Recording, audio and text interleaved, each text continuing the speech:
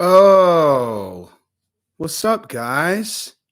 Jeez, it's so bright in here. I'm just kidding. It would have been way funnier if there were a lot more people on. But my audio should sound a lot better. So feel free to let me know if that's true, because it sounds a hell of a lot better when I listen to it back. Does my audio sound better?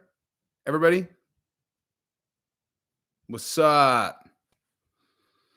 How does my audio sound? Audio's good. Okay, good. Good. And let's let everybody get on a little bit. But man, I got to stop bumping this table. It's going to be all bumpy. So yeah, we're going to talk about a lot of things today. We're going to talk about the Tyson Fury and Francis Ngannou call out for a boxing match in MMA gloves. So there's that. Feel like someone was talking about that. I can't place who it was. There was really only one person in the world. Anyway, we'll come back to that. And then we'll talk about why Chael was hating on Ngannou versus Tyson Fury before the MMA gloves call out. And we're going to talk about that. And then we're going to talk about going on Bisping's podcast. And God, there's so much shit to talk about. Talk about all the fights that just got added. There's literally there's so much to talk about. I was on Believe You Me yesterday, son. The newest episode I'm on it. Thank you guys very much. Do you want to know why I got on it? Because of you guys. 1,000%. As a matter of fact, let me just start off there. Thank you guys very, very much. There's absolutely no doubt that the reason why I got on there is because so many of you guys hit up Bisping. And yeah, I mean, it's one thing to get positive comments on your own channel.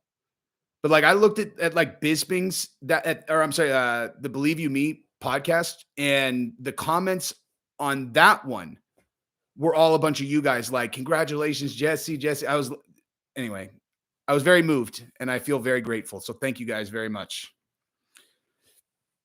It was hilarious. Like, I will say this though. There's one, like, some dude's he's like, look at Jesse with all his burner accounts or something. I don't know. Saying that like the people that were commenting were me. I'm like, bitch, you think I have time to do shit like that? Jesus. If anybody, that's just fucking ridiculous. If anybody understood what my schedule looks like you think I have time to make fucking fake accounts and then go, hey, Jesse is awesome, bro. Please. You guys did that, and I appreciate it very much. I'm just going to keep rattling until we get a few more people on, because I don't want to repeat myself over and over and over. Thank you, Christopher. Thank you, Rodrigo. Thank you, everybody that commented. There's just no. I'm not going to change, man. That's if I was going to speculate on what the draw to watching me is, I think it has to do with authenticity. And there's no amount of money that changes that. There's no amount of success that changes that. You just are what you are, man.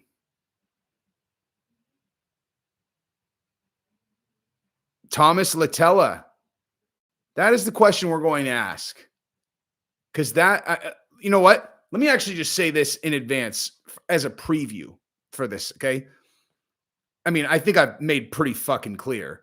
Like, Chael Sonnen, I have a channel because he put me on fan questions. I'm never starting shit with Chael. I'm never talking shit about Chael. That'll never happen. I'm like, no matter what, even if you got, what broke my balls on his channel, I would just be like, well, that's flattering. But, if he says something on the channel that's so laughably below him and just completely not true, I'm going to at least comment on it and go, gosh, why would he do that? And then I'll just speculate why he would do it. Or I'll pretend like I don't know why he did it.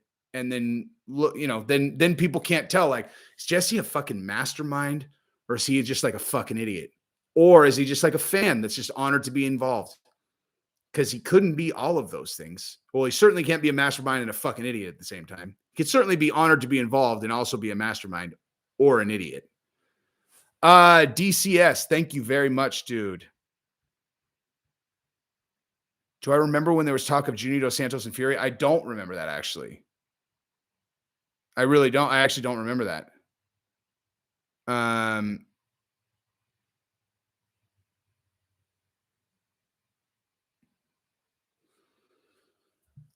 But for the record, I don't not call out Chael because I'm nervous about his talking skills. Let me just make sure that's crystal clear.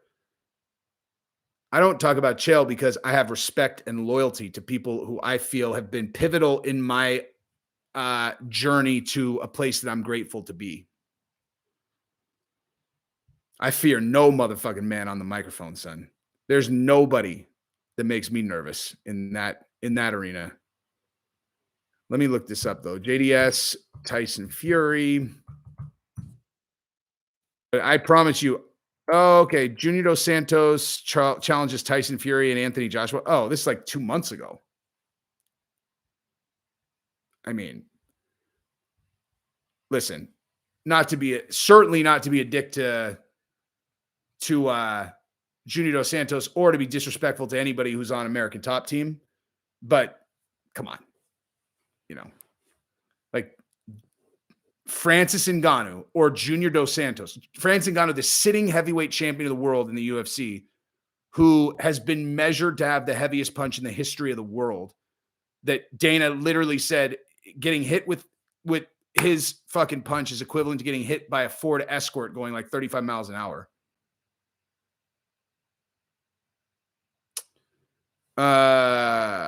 I know my cam is jiggling. It's because like my table is jiggling. I need to fucking bolt this thing down or something. I don't know what watch my ball size means. Do I think Ngannou paid Fury for that tweet? No chance, dude. You want to know how I know? I know for sure he didn't because his initial response was so incorrect. I mean, like, that's a fucking incorrect answer, right? Like Tyson Fury tweeted, how about I fight? And yes. And okay, first of all, that was a very good observation though. The question is an incredibly valid one when you say, do you think that he paid him for it? Because the implications on his negotiation are so astronomical. Good catch. Kudos there. But no fucking way did he pay him, because if you're going to do that, you would have a prepared response if you know it's coming, Like Tyson Fury literally said, who wants to see me fight this behemoth in MMA, or box him in MMA gloves? And, I can't let it go. This is happening because of I fucking said it, dude. It just is. There are certain things that are just true and are not, it just is what it is. There's no way that's a fucking coincidence that I started talking about it for the last 3 weeks. And then all of a sudden it's like, man, that is a fucking good idea. Somebody talk to somebody. Is he playing dumb or is he a mastermind or is he just a fucking idiot? I don't know. But definitely Francis was not in on that tweet because, again, Tyson Fury, who wants to see me fight this behemoth in MMA gloves or box him? Okay, what's the correct answer if you're Francis, right? If you're Francis's team and this is like a preordained thing, right? Like, of course you have a ready to go answer. And you don't have to get the wording exactly right, but what's the fucking answer? If you're in the middle of a negotiation and Tyson Fury says, hey, who wants to see me fight this guy boxing rules in MMA gloves? I mean, obviously you respond with something along the lines of fucking I'm down to do that fight and make a shitload of money and make it into a huge event. Like you don't respond and throw cold water on it. Like Francis' initial response was, how about we fight in MMA with boxing gloves on? And I was like, oh my gosh, like that. I don't know if he realizes that he just said, like he made it out like Tyson was joking. Like there's no way that his team wrote that. Fucking none. No chance. He just probably saw it. And that's a good sign. As a matter of fact, let me just say that. That's a fucking good sign. You want to know why? Because there is one person involved in this story that should not be thinking about fucking Tyson Fury at all, and that's Francis Ngannou. That's the last fucking thing he needs to be thinking about.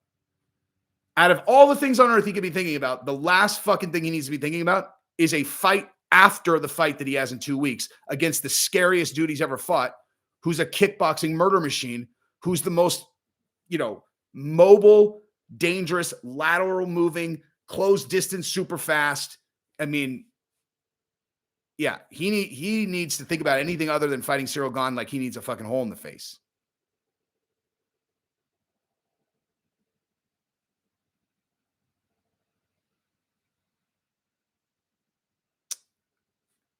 You're not even funny, bro. I'm sorry. Did I miss the part where I put up a sign that said, "Hey, this is me trying to be funny"? Oh, I'm sorry, Bloody Reckless. You just got moderated, dude. See, that's what happens. My Shagmaster's a moderator. He just stuck his dick down your throat. How does that taste? Dirty. Shagmaster told me he keeps it real dirty for when he sticks it down the throat of someone who's talking shit in the comment section.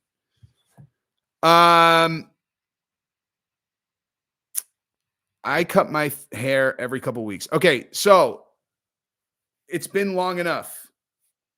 I am going to just directly now we're gonna talk about the Chael thing, right? Thank you, Frankie. Okay, now I gotta block out. I gotta block you guys out for a second so that I can actually think about this. Okay, so Chael did a video the other night. Okay, now let's say, oh man, okay, now I gotta do this real quick. All right, JQ, thank you very much, dude. Sorry, Jesse, but I'm leaving your live to go to see you on Believe You Me. Huh? You can come back and watch us anytime, my man. Thank you very much.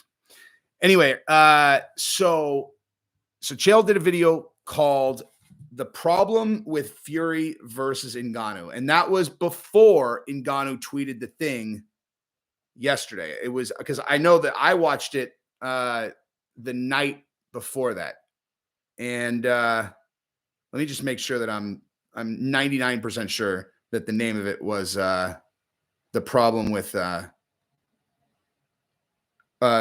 Wait, where the hell is it? Did he take it down? Oh, no. Wait. The problem with, the problem with Francis Ngannou boxing. Okay. So he did the video, The Problem with Francis Ngannou boxing.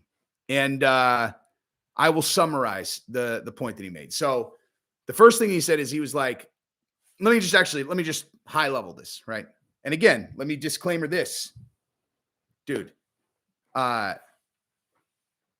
Chael is the fucking king of YouTube, man. I'm not trying to talk shit. I'm not trying to start a beef, but not because I'm fucking scared of him on the mic, dude. Let me just make that perfectly clear. Out of respect, because he's the fucking guy. Tony Bias, thank you very much. Do I think Max gets it done in the trilogy against Alex? 50-50, no idea. Thank you very much for the super chat. So sometimes, gosh, do I play this mastermind or do I play this fan retard? I don't know. I feel like I need to tread lightly for some reason on this particular issue. But sometimes I get the feeling that Chael says things that he doesn't necessarily mean, or that he doesn't necessarily think. What's a good way to say this? Propaganda would be the way that I would characterize some of his videos. Pretty easy for me to pick out because I'm a whole lot closer to mastermind than I am a fucking retard. And so propaganda would be the way that I would characterize some of his videos. And this probably being one of the one of the most obvious ones I've ever seen. And so the entire video was meant to say that like Francis going in boxing is a terrible idea. Financially, dumb, doesn't make any sense. No one's going to buy it. Makes no sense for Francis, etc. Now, if that propaganda order came from, at least I don't know who specifically, but where I think it came from, I think that I should make clear right now, I think they're thinking about this differently than I am. If anybody's looking at me going, I'm sorry, did you get yourself involved in the most high stakes negotiation between the UFC and a champion in the last decade? What the fuck are you doing, dude? And I would say, I just want to make sure that we all understand each other. My goal is to make the UFC as much money as possible. Like if I'm contributing to this, my goal is to make the UFC as much money as possible, because the UFC's marketing machine behind that fight, I fucking can't. The ESPN machine behind Fury versus Ngannou in a fucking MMA glove boxing match. I seem to recall there was something like Zuffa boxing, something like that. Zuffa boxing. Like if that's still a thing, okay, if Zuffa boxing is still a thing that anyone has any fucking plans of doing, and this doesn't seem like someone just fucking threw a ladder down from the clouds and was like, here, do you want to come up to the promised land? And you're like you're either going to fucking get on the ladder or you're going to just decide like, yeah, we don't want in the clouds, because this is your vehicle to launch Zuffa boxing. It's impossible for me to pretend that I'm anything other than a mastermind. Okay. Like I can't play the retard. I can't fucking do it, dude. Okay. This is how you do it. This is Zuffa boxing if you want it. Now, I think the bigger question is, what is Zuffa boxing? I'm going to get, this is going to be fucking impossible for me to do this video in a coherent and straight, narrow way. There's too much going on in my head. Okay. So what is Zuffa boxing going to be? Is it going to be just like, let's just traditional boxing, bongo gloves on, like, we're just trying to take over a business that already exists, because the way that business exists makes no fucking sense. Okay.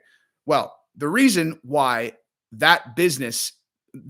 can't do that, as a matter of fact, consider this my job interview for an executive position at Zuffa boxing. And I'm not fucking joking about that. Okay.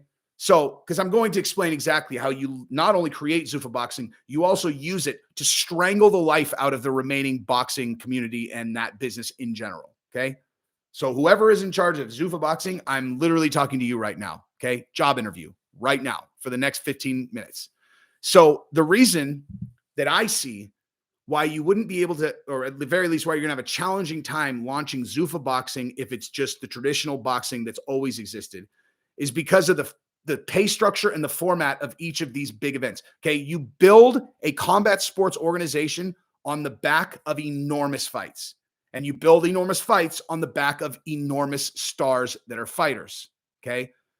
Now, can you build an organization like UFC while let me rewind. Of course, the goal of Zuffa boxing is to duplicate UFC, except with another sport. Okay.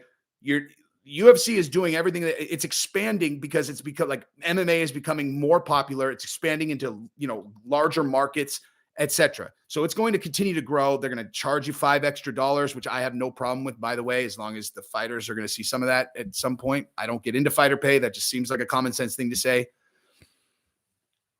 But they're going to continue to grow over there. Okay. Well, at a certain point, you're going to max out, right? And that maximum is an enormous business. The idea that businesses need to grow indefinitely is just what capitalism entails or requires. But you are going to max out. You're going to hit a point where you can't see the percentage of growth year over year that you see now, because you will have gotten into all the markets. There's only so many people globally that love fights. So what's your next way to scale? What's the next way that you scale your business? Okay. It's not more MMA.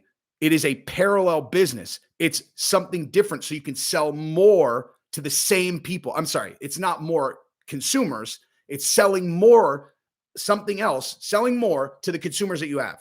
That's how you scale exponentially once you've hit critical mass in a what was originally a blue ocean market like UFC was going into.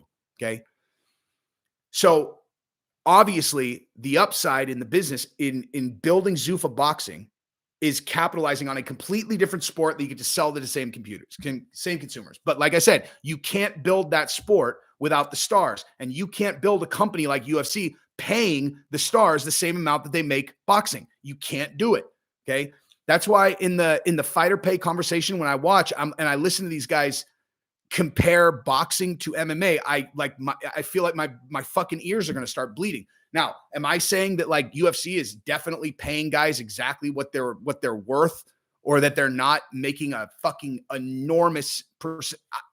Like I've said a million times, I've never seen their books. I have no idea what their cost structure looks like. I have no idea what that looks like. But assuming that you've got executives running the business the way that I would, okay, you're going to pay out as little as possible while at the same time making sure that your fighters are kind of well taken care of. Like, you're not trying to starve guys to death, but you're also not going into a negotiation with Francis or fucking Kamaru or Izzy or any of these guys, any of these Volkanovski, Holloway, any of these guys. You're not going to any of those negotiations looking to pay them as much as possible. You're looking to pay them as little as possible because that's fucking business. Of course, that's what you're doing. Right? So, build them, okay? It's going to be pretty fucking hard to build stars in boxing when you have the real stars on the other side doing these blockbuster Showtime events, and they're making, how much did I don't even understand how they make so much. I honest to God, do not understand how boxers make so much money in some cases, because I back into the math where it's like, okay, so you got the, listen, let me just make this perfectly clear. I could tell you exactly how Francis makes a fucking boatload if he fights Tyson Fury. If they just did traditional boxing on their own, like if they just were like, if for, whatever the details are, if Tyson or, Francis and him literally independent did that fight, dude, just if they charge $75, right? If they charge $75, just like the UFC is doing now, and they sell 1 million pay-per-views, which would be an abject fucking failure for that fight. Do that math. Then talk about the gate. Then talk about, the ad buys, the fucking brand placement and all that other stuff. You're talking about an enormous amount of money that's going to be split among two parties, the two companies that, collaborated on this one event. The business model is completely different. But normally, you look at like a fight where it's, they do all this shit. And then like, you're all, wait, Deontay Wilder made what? $25 million base. And then you're like, how many pay-per-views do they sell? You're all 325,000. You're like, times 65. You're all, the fuck? Wait, 325,000 times $65 is fucking $21 million. How the fuck are each of them making 25? How the fuck are each of them making 25 million? I don't understand. And I've always thought that fucking Mayweather's lying about what he makes. Although I found out maybe he's telling the truth because he's the merchant of record. He's the one that collects all the dough and then distributes it. So if you're not going to be able to capture the big stars though, right? If you can't get them, then you can't build a new boxing organization like UFC except boxing. So what are you going to do? You're going to build a new fucking sport. That's what you're going to do. You build a new sport. Zuffa boxing is not boxing with fucking, 12, 14 ounce gloves or whatever. You do boxing with MMA size gloves. It's a new sport. And Bisping and I talked about this yesterday on his podcast. He had an interesting idea where we were just kind of spitballing through the fight. And he brought up something that I hadn't even thought about. He's like, boxers wear shoes. MMA fighters obviously don't. MMA fighters fight in a cage barefoot. Boxers fight in a ring with shoes on. And he said that he likes the idea of doing like a circle with ropes barefoot, but it's boxing. Now, candidly, I don't really actually, as I'm thinking about this out loud now, if it's boxing, I don't see why you would want them barefoot because you don't want them slipping. You want them to have as good a footing as possible. I disagree with him on that, actually, now that I thought about it. Have them wear shoes. It's boxing. You want them to be able to pivot and move as cleanly as possible. But anyway, so a circle, ring, whatever it is, like and then you build a new sport. Because here's the thing. So the reason why you're going to have a really hard time building Zuffa boxing when you have the sport exactly the same is the same reason why you will be able to build this, though. I'm sorry, it's not the same reason. It's okay. So if you build a new sport, right? So you got a handful of people in boxing, right, that are huge stars. Tyson Fury. Fucking Tyson Fury.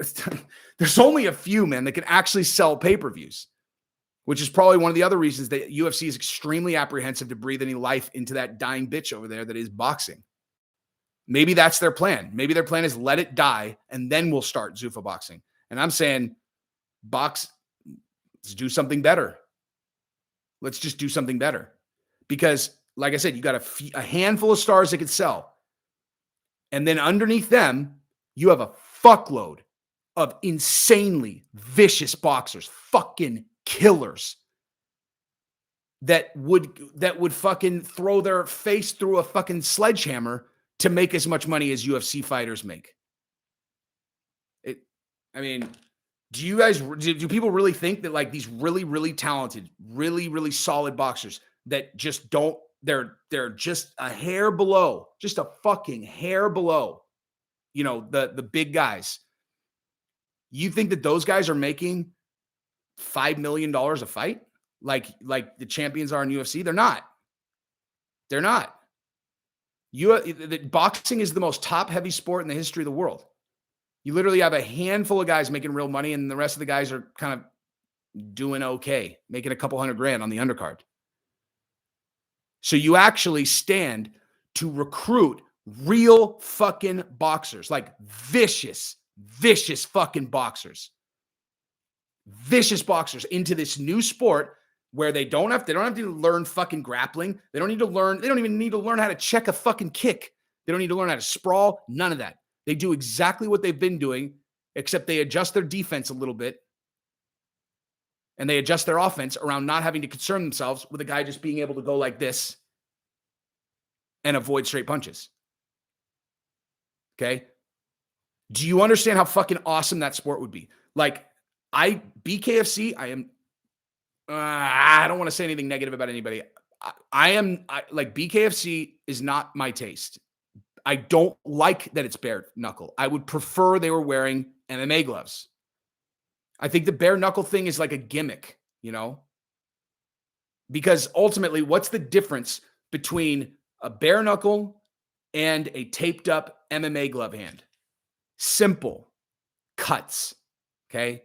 Swelling, ways that the fight ends that are not a clean shot, hit, or caught on the losing end guy. I want to see guys outskill a dude and then put him down with a surgical shot that fucking lands in the right place. I don't like seeing people's fucking teeth fly out of their head.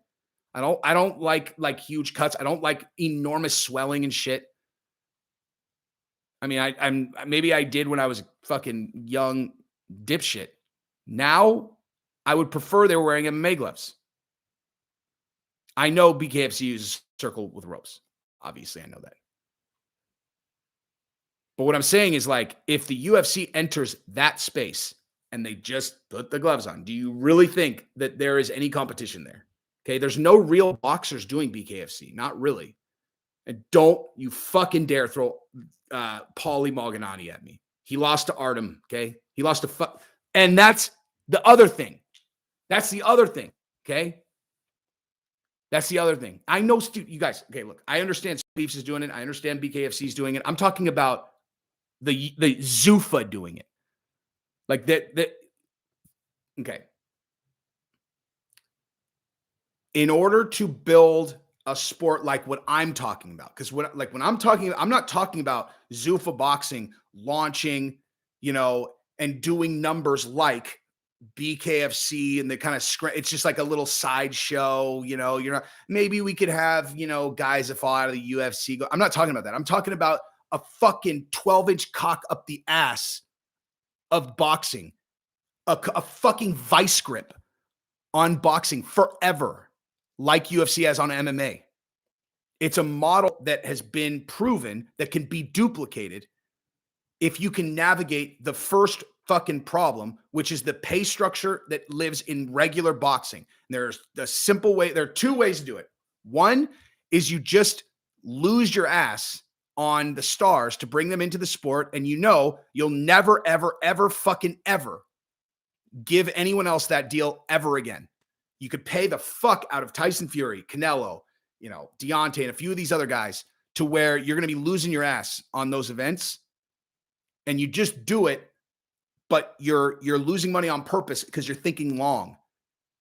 And then everyone starts fighting there. And slowly but surely, you start strangling the pay structure again. And again, I'm not talking about like starving people. I'm talking about building another sport where a lot more people will end up getting paid. But you make it a financially viable business option for Zuffa boxing. And there are two ways to do that. You can stay in regular boxing. And like I said, you fucking starve yourself on the events to go get the stars. Or you could start a new sport and you can fucking annihilate them now. And my vote is you go bury these motherfuckers right now. Bury them. Do the Tyson Fury and Ngannou fight. Pay them both enough to where they're both excited. Who cares? Like I would imagine the UFC is probably thought we're never making another fighter as rich as we did with Conor. We lose control of them, whatever. Okay. In this case, it's worth it. It's worth it. And fucking Francis, the upside is enormous. Anyway, Francis fucking deserves it anyway. Francis deserves it anyway. If anybody on earth has ever deserved it, Francis deserved it, and it's worth it. And the other thing is you don't have a fucking choice. I mean, you don't really have a choice. I'm going to answer everybody's super chats. Lil Diesel, thank you very much. Street Beast has been doing boxing with MMA gloves for a while now. Have you seen any of those fights on you? Yeah, I've seen them. Thank you very much for the super chat. And thank you to Darren Holmes, Jesse's pretty blue eyes. Yeah, boy. I'm really killing it with the blue eyes. Anyway, but so, yeah, if you're the UFC, you don't. I mean, this again, this is why I would if I was in Francis's camp, I wouldn't like. Matter of fact, if anybody in Francis' camp sees this, don't fucking show him this video. Do not even fucking talk to him about this video. He has this all hinges, for him. It actually, you know what? I take that back. I was going to say it all hinges on him beating Cyril Gane. That's not necessarily true, actually. That's not actually true. Francis is a fucking killing machine. People will pay to watch regardless.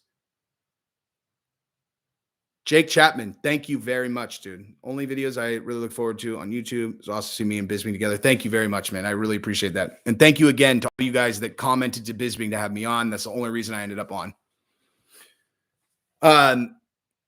But yeah, so especially now that Tyson Fury tweeted that out, which again, I will say for essentially 100% sure Francis did not know was going to happen based on his response because he fucking blew the response.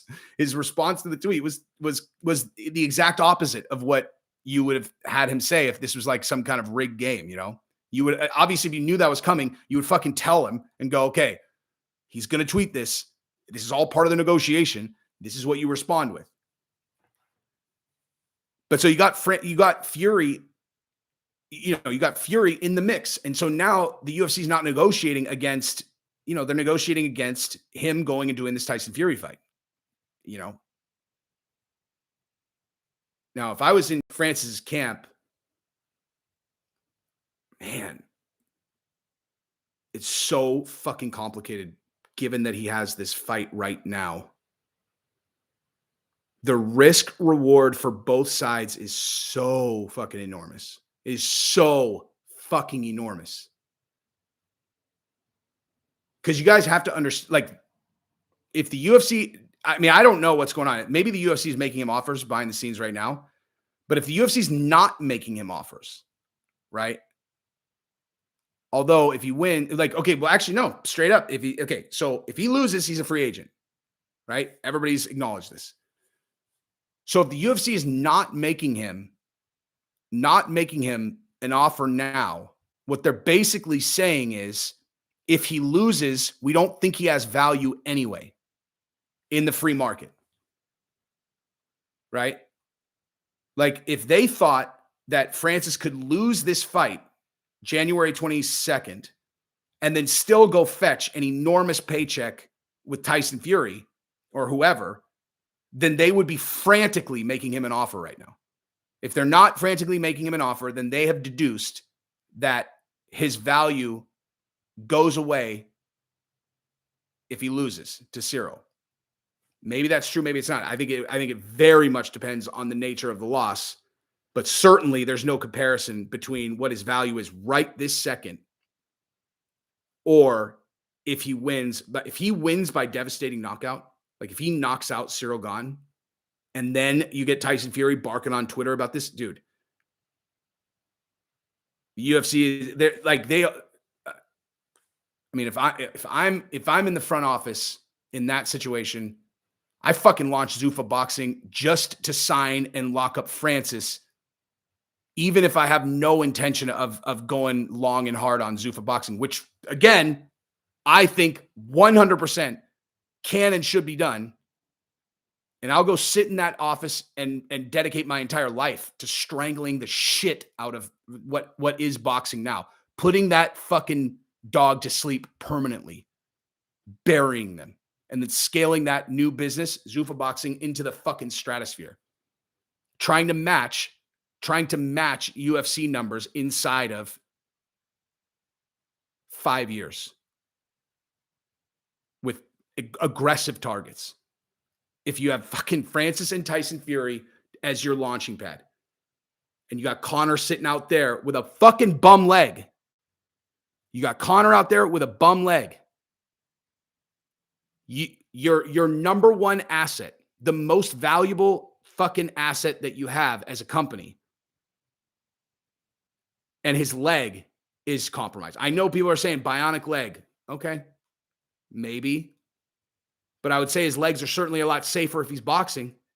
Is anybody, and you put Conor in there with nothing but hands, MMA gloves. How do you think he's going to fare? Probably pretty fucking good. You've got your launching pad with Francis and Tyson, and then you've got a fucking nitrous-filled rocket grenade right behind it as soon as Conor comes back. Put him in there with fucking anybody. You put him in there with someone real, though. Put Conor in there with someone real in that new sport.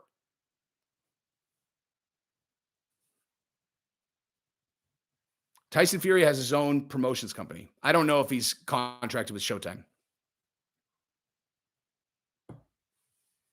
No idea. But the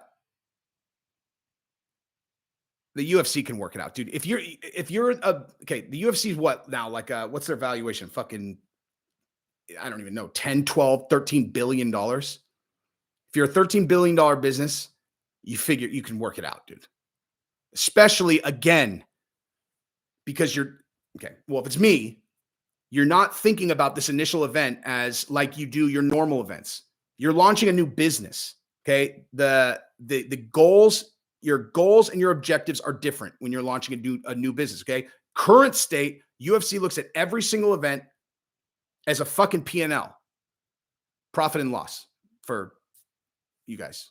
Okay. How much money did you spend? How much money did you bring in? Fighter pay. Which side do you think that goes into? Okay. That's why they grind on fighter pay every time. It's because you're putting on events and there's this, it costs this much and you made this much. Okay. The bigger gap between those two dictates the level of success that the UFC can take back to their shareholders. Publicly traded company.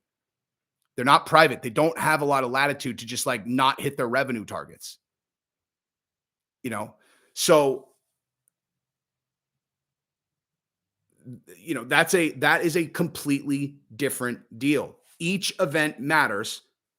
The spread matters on every single one. Over here, you're launching a new business. Dude, your goal is not even to be fucking profitable with most startups for a long period of time. And with this, you already have all the infrastructure in place, all the fucking TV deals, all the pay-per-view stuff, all of the physical infrastructure to put on the shows.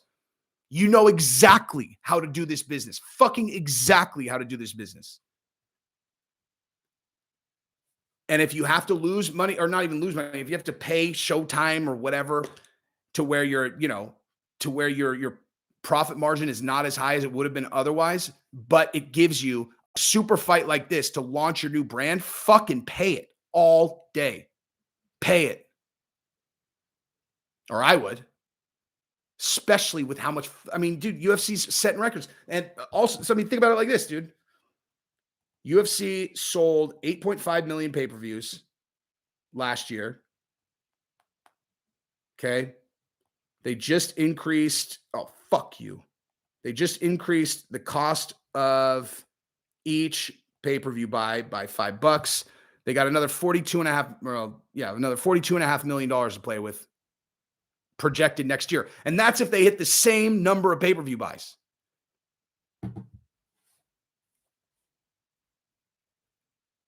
And everybody who's complaining, let me just, okay. So I think I've made my point about Zuffa boxing, right? Strangle. Fucking, and you could get Lomachenko, dude. That's the other thing. I don't know what Lomachenko's contract, I don't know what these guys' contracts look like. I have no idea if they're I really don't actually understand how the boxing contracts work.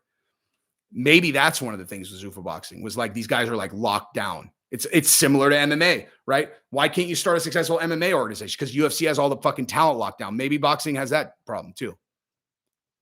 Buy them out, dude. Buy them out. You already know that all these fucking boxing promoters are talking about how they're losing all this money on these guys. You know, like, oh God, you know how much money I've lost on fucking Crawford? Remember that? And Dana, my favorite Dana moment of all time, where he's like, Bob Arum is a fucking piece of shit. And everybody's like, anytime people don't, I mean, hopefully this live stream puts in perspective why Dana is literally my fucking hero, dude.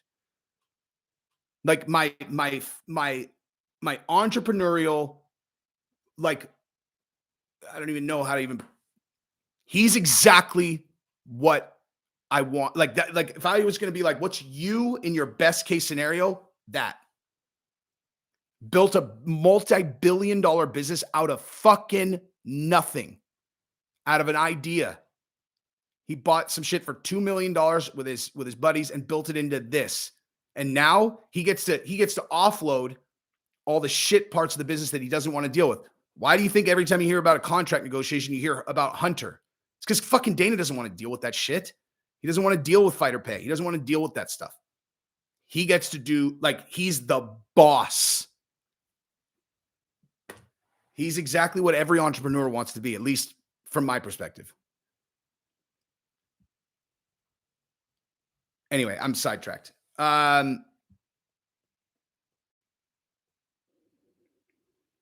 Oh, buy him out of their contracts. Right. Buy him out of their contracts. So you certainly could get Crawford out of his fucking contract.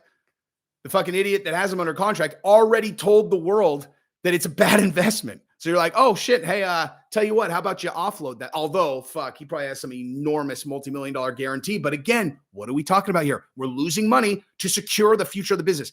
Even if you lose money on these initial fucking events, you have so much money in the coffers from the UFC that you can afford to lose money to secure the fucking boxing stars with their grandfathered in bullshit deals that you'll fucking never do for anyone ever again after them. Because as soon as you take them out of the market, right, the young guys, so let me just jump into the mind of a UFC executive that's listening to this right now. And they're going to be like, well, dude, then you're going to be, all the new stars are going to be wanting the money that they have. They're going to all be negotiating for the money that these old guys have. And you're going to be like, fuck you. You want to know why? Fuck you? Because where are you going to go, dude? Where are you going to get that money somewhere else? We just locked up the entire fucking business. The reason why they have those dollars is so that I strangled all your other options away. Okay. I'm going to pay you $3 million. You're a star. Okay. You're going to be rich.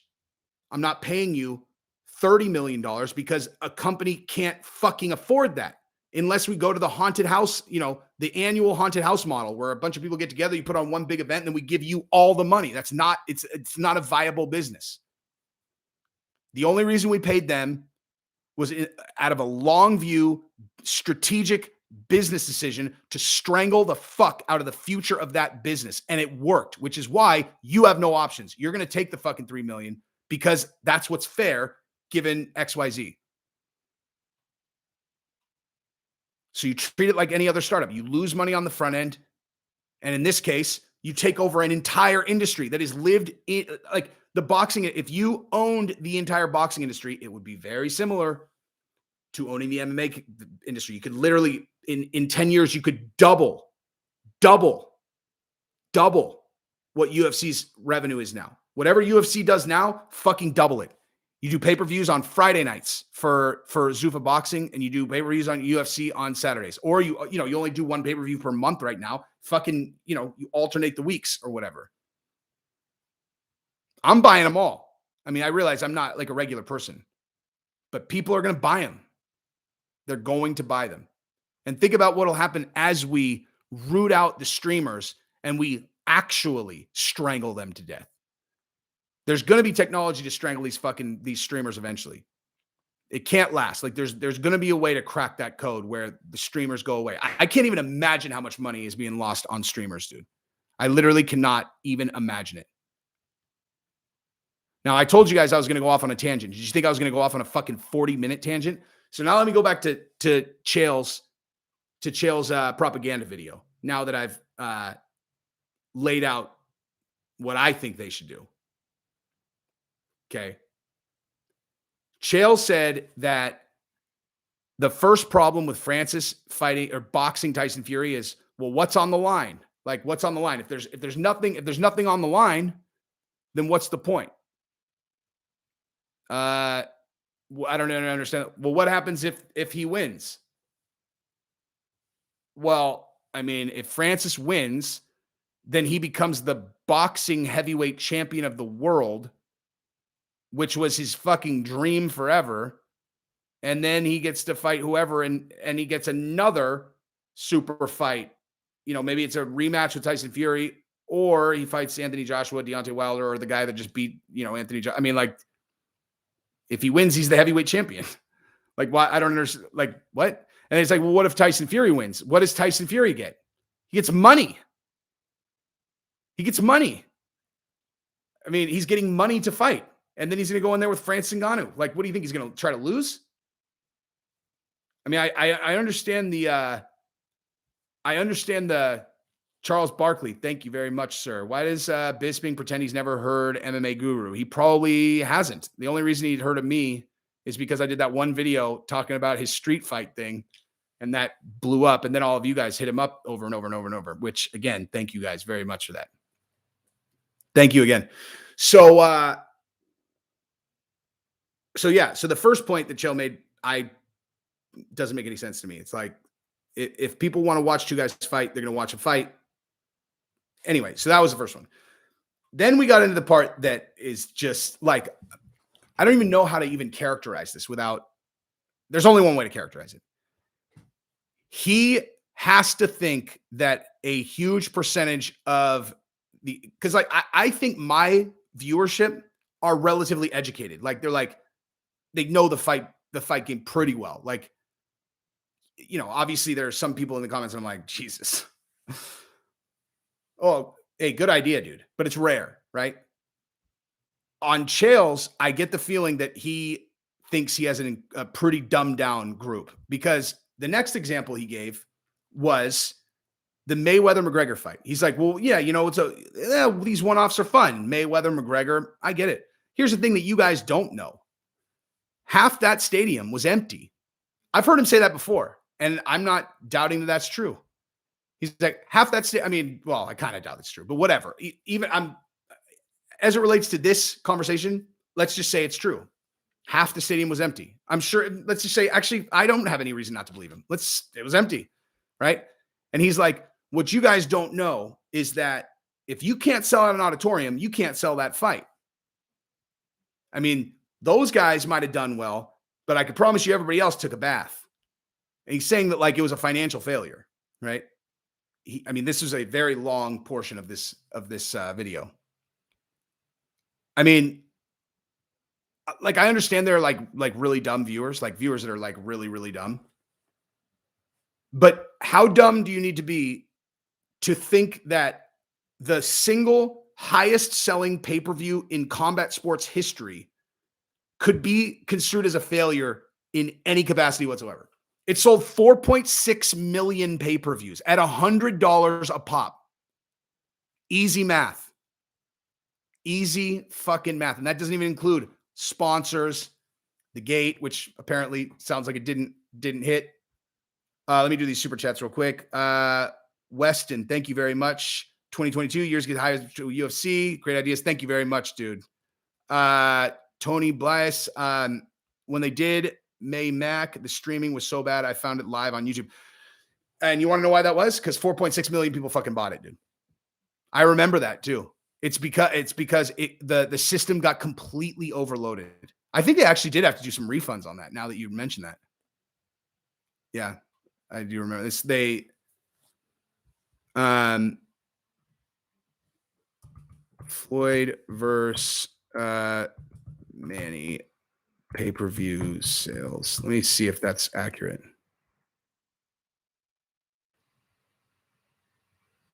Okay, so Manny and Mayweather did 4.6. I could have swore that Mayweather McGregor did too. Hang on.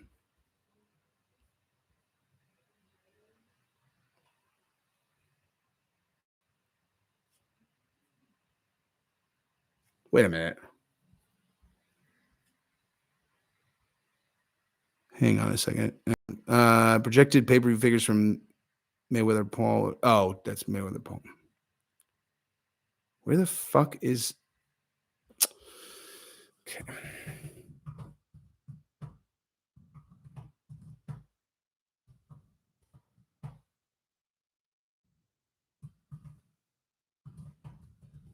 Let's see. Oh, 4.3. Okay. 4.3. Okay. So apologies. Mayweather Pacquiao did 4.6. Fucking Mayweather McGregor did 4.3. Okay. So again, 430 million generated instead of 460 million. Right? Like that is an astronomical success. You know? But we can actually just stop talking about this because hopefully I have to anybody that actually matters in his trying to make decisions about this. Hopefully I've made a strong enough case that Francis and Tyson Fury boxing doesn't need to be a threat. It could be the biggest opportunity like ever, you know? I mean, we're talking about sorry, if I start thinking about business like this, I can't get my mind off it. You're talking about fucking billions and billions and billions and billions and fucking billions of dollars. If you use it, it's not a threat. Tyson Fury and fucking Francis Ngannou, that's not a threat to the UFC. It's an opportunity to make tens of billions of dollars over the next however long. And then like forever. You think that combat sports are ever going anywhere? It's not a threat. It is literally the opportunity of a lifetime to double the business that you have right now.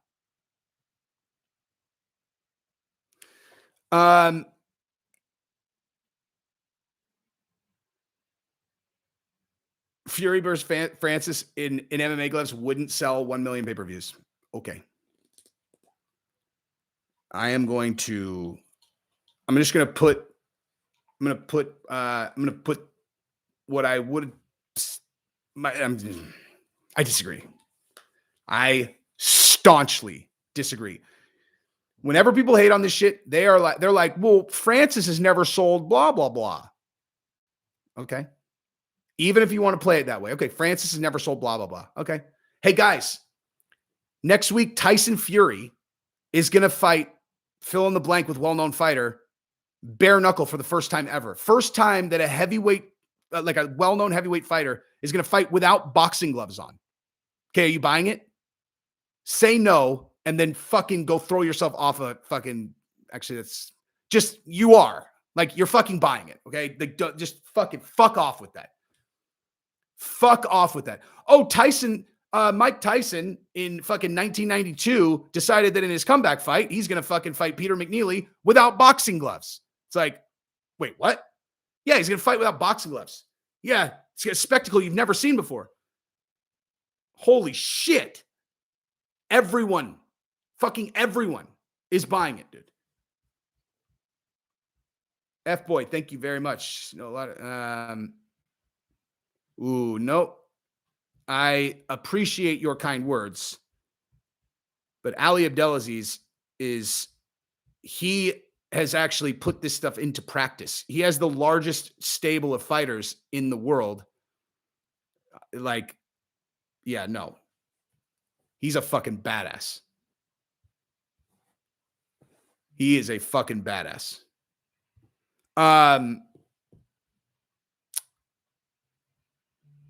Francis versus Fury would not sell one pay-per-view. Oh my God, guys. I can't. I fucking can't. You're not listening to what I'm saying, dude. You're not listening to what I'm saying.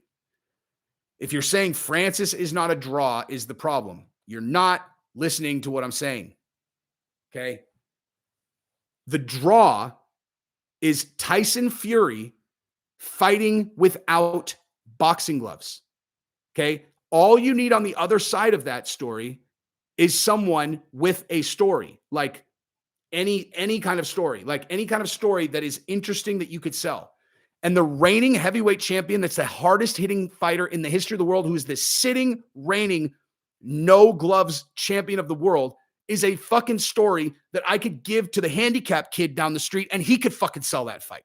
If you think that you can't, I'm telling you, this is like Michael Jordan fucking trying to teach one-on-one to someone who literally has no arms. Like, this is fucking fundamentals. If you can't see that one, we can't talk. Like, there's no question I'm right. Fucking none. None.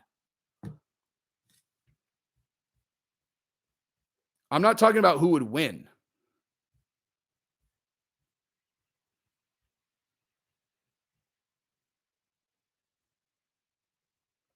Matt, thank you very much, sir. Dude, they're like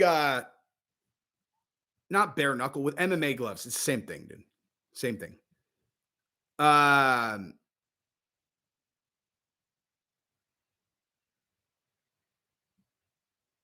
France should box for the Destiny belt, considering his back. Oh, like they make one, the Destiny belt? Yeah.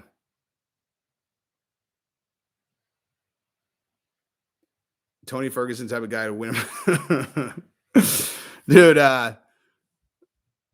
what I've always said about Tony Ferguson is, like, he's the closest you're ever going to get to, like, if you jumped into a time machine and you went back to the ancient Mayan civilizations and you were like, hey, who is the most vicious warrior in the area? And there's like this one guy who they know is like beheaded like 700 people. He's been in like a million fights. He's killed every single person he's ever fought against. And they're like, hey, sir. And we're like, hey, I wonder how he would do in an MMA fight. You basically just take him from that fucking environment where he just has 26 girlfriends, heads lining his entire fucking house. And you're like, let's see how he would do in the UFC. And you just packed him into your fucking time machine and took him back with you. That's Tony Ferguson.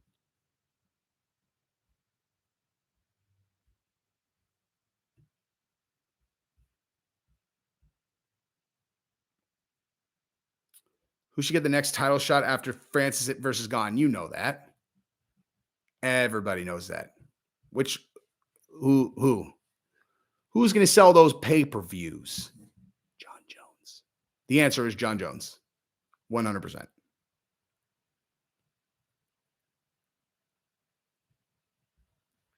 Where can you meet me at UFC 267? In that same time machine, bro. You're going to need that time machine to meet me at 267. Fraser T, thank you very much, dude. Me Unbelieving Me felt like watching a friend go on. Testament to watching you a while. Your ability to talk like you're just talking to friends. Awesome. Thank you very much. That's literally all I try to do here all the time. Like that is my entire approach to this channel. Is like just talk like I'm talking to a room of my buddies. That's why I'll just be like, you like I'll argue with the camera as if I'm literally arguing with one of my best friends. Like, no. You are not.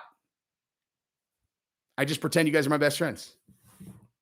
Speaking of my best friends, I text messaged them and I was going live. I wonder if these motherfuckers are watching. I'm going to text them right now.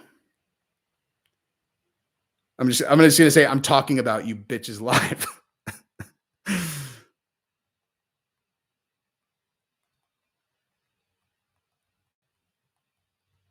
If they come on, I'll start telling fucking stories. Actually, no, I won't. I got in trouble last time I did that.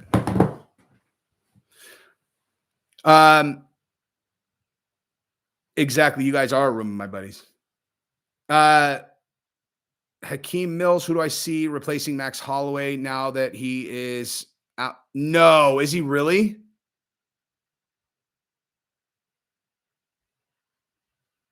Oh, fuck me. And Kaiman, thank you very much. Yes, remind me, and we will definitely talk about that.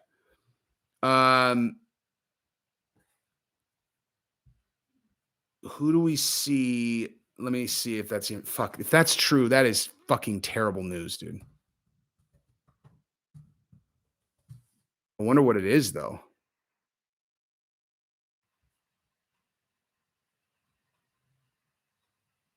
Aggravated a previous injury. I mean, fuck, that could be anything. Look at the fight he was in, dude.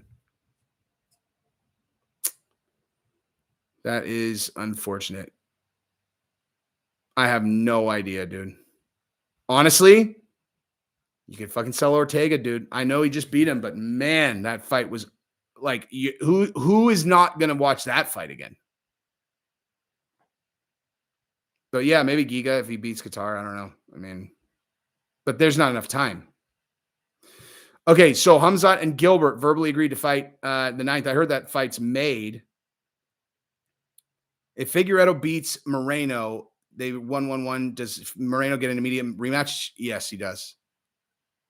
Yeah, he does. Because Moreno's that's their fucking meal ticket into Mexico. If you understand the business and you understand opening new markets, yes, 100% he would get or I don't know about 100, but I probably. But that's why, like, you think, like, Rose Namajunas is pretty fucking marketable, right? I can tell you pretty objectively that was one time that the UFC was not rooting for Rose because Wei Li is their ticket into the Chinese market, which is fucking enormous. But, UFC doesn't rig fights, and the UFC, they put the fights together. Fights play out. The UFC plays it straight, dude. I do not believe that the UFC has ever rigged a fight ever. Has not even, like, nothing. If someone tried to tell me that they had, I wouldn't believe him. I wouldn't believe him ever. Because there are such enormous fights sitting behind so many fights that have gone the other way that I think they have a 100% track record of I'm not saying that some asshole fighter has never ever thrown a fight, but I'm saying, like, the brass, I wouldn't believe it if someone said that they even were involved in trying to rig a fight. Hamzat and Gilbert. Yeah, man, that is really exciting, dude. That is really exciting. I will be in section 108 at 270. If you can get down there, we can kick it, dog. But like the Hamzat and Gilbert Burns fight is really exciting. It's fucking awesome. But that is a dangerous fight for both of them, dude. I mean, like, I kind of can't fucking believe that they actually made that fight. Like, for the same reason, I am a candy holic, you guys, just for the record. Like, for the same reason that I think Chael threw cold water on that fight before is because Gilbert is by far the most likely fighter to beat Hamzat Chimaev in that division, by far, in my opinion, because he's so nasty off his back. So I am really actually surprised they made that fight. I really am. Because, like I said, Hamzat is pretty fucking close to Sean O'Malley level in terms of, like, they really want him to do it. They must be really, you know what? If I was going to guess how this fight got made, I bet you Hamzat's, like, demanding it. Like they're putting, because here's the thing, dude. I know the UFC takes shit about, oh, they're independent contractors, not, and they're like, well, they can't fight for someone else, blah, blah. Okay, well, that's partially true. Like it's kind of misleading to say they're independent contractors because they're locked into exclusive contracts with the UFC, but the UFC can't make them fight. They can't make them take a fight. They can't. So the UFC can put bout agreement after bout agreement in front of Hamzat, and if he's like, no, I'm not fighting that guy. Because there are certain guys you need them to fucking fight. They're the stars, especially the ones that you're building, like him. Because your old stars get old and they fall off the map. You need to be constantly building. It's like a pipeline in a sales job, dude. You need to be building stars to make up for the stars that you know are inevitably. I mean, look at like this. This is not rocket science. How many superstar fighters are 41? Fucking zero, right? So like, they're on a treadmill, and it's about catching them at the right time. And like, so you have to be building your pipeline, and Hamzat is a big piece of that. But if they're like, here, we want you to do Neil Magny, and he says, fuck you. And they're like, oh, okay, well, here, we'll give you this other guy we think you'll beat. And he's like, no, I want Gilbert. I want someone in the top 3. And they're like, I mean, Hamzat, come on, guy. Like, let's just get you one more. He's like, no, top 3 or no one. They're like, I mean, eventually, if they want, I mean, he is one of those guys that has the juice to demand a certain type of fight. And, there's only a handful of guys that have that. Now, Conor is in this really weird position where he negotiated and again, I don't know the details of Conor's deal, but I'm, again, pretty fucking good at this, right? So speculating that Conor negotiated himself into such a good deal that the UFC is close to not being able to afford him if certain things don't break their direction. Like, as an example, if you can't have a live crowd, right? If you can't have a live audience, all of a sudden there is no profit in having Conor fight, potentially. That's why I think Conor through the pandemic was going fucking crazy. Like, why won't they let me fight? And he was losing his fucking mind. He's trying to call like the president of Disney and shit. And Dana's like, again, look, I love Conor, but Dana's the biggest gangster on earth, right? It's another one of those moments where he's like, yeah, there's no one above my head. Like, there's no one to call, dude. Like, it's me or no one. It's just like, do you understand how, you understand how few people, have that? As long as Dana is fucking hitting his number, which the UFC has consistently hit their number forever, he can say and do whatever the fuck he wants. But like Conor, why won't they let me fight? They're all, well, I don't know. You're going to take $10 million less? We can't afford to fucking pay you without the gate, dude. Like, pretty fucking straightforward. This pandemic has to end sometime. But there are also some probably like, if it was me, I would have mathematicians out here doing these like complex, not algorithms, I'm sorry, formulas for like how many fights these guys have left. What's the financial impact if they lose and all that shit. I would have that, like, I would have every scenario data driven down to as close a fine-tuned number as you possibly could get, because this business is ridiculously predictable. I mean, there are things that are out of your control, like, where like, how could you possibly predict that fucking Nate Diaz is going to win in a 2-week notice fight, strangle Conor, get on the microphone, I'm not surprised, motherfuckers, and all of a sudden he's the biggest star in the fucking sport. The UFC didn't even know. Fucking UFC didn't even know how big of a star he was. Years wasted although I don't know for sure that Nate would have fought, but years until when Nate came back and they were like, holy shit, he is a fucking superstar. Like, there are intangibles like that, but there also are formulas that would work to predict what's going to happen. Oh shit. I'm sorry. I missed some people. Sorry. Daniel Dominguez, thank you very much. Commentating position, would I take it? Yeah. I think I would be better suited to be strangling people from the closet, or from the shadows, where it's like, they did what? Okay. We'll counter offer this. They can't do it. Look at 6.1, 6.6, and 6.8. It's fucking crystal clear language, dude. will bury them in court if they try to do that. I'm better suited for that. But I'll talk on the microphone all day long.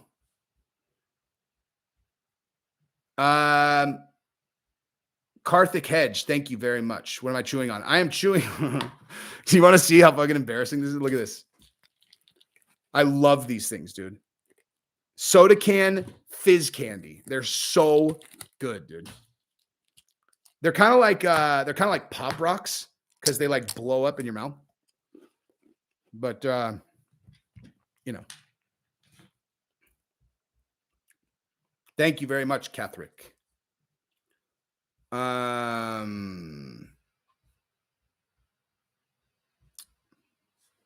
the hell's Gabrielle doing right now? She's supposed to come up here.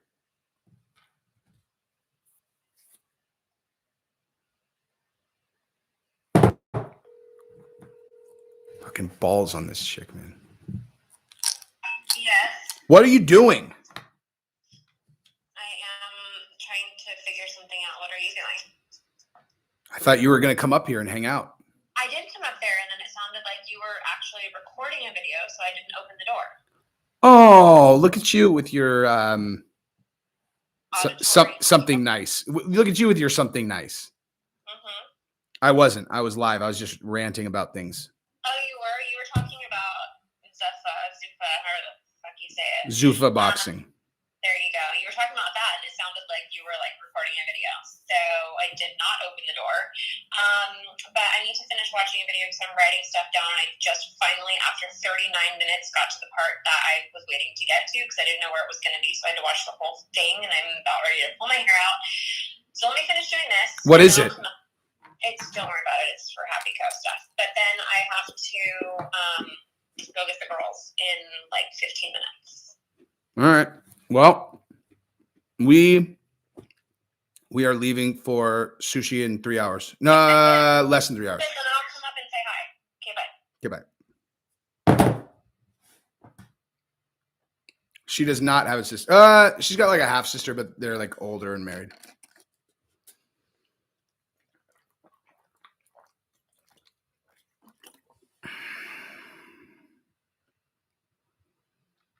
I mean, your wife certainly tames the self-destructive nature of dudes. That's for sure. Yeah, we'll eat some unagi. We're doing omakase. We had a big week in the On Fire house. A fucking big week. And we're going to go reward ourselves doing an omakase sushi dinner at like the most ridiculously awesome place ever. It's going to be obscenely expensive, but you know, whatever. It's that good.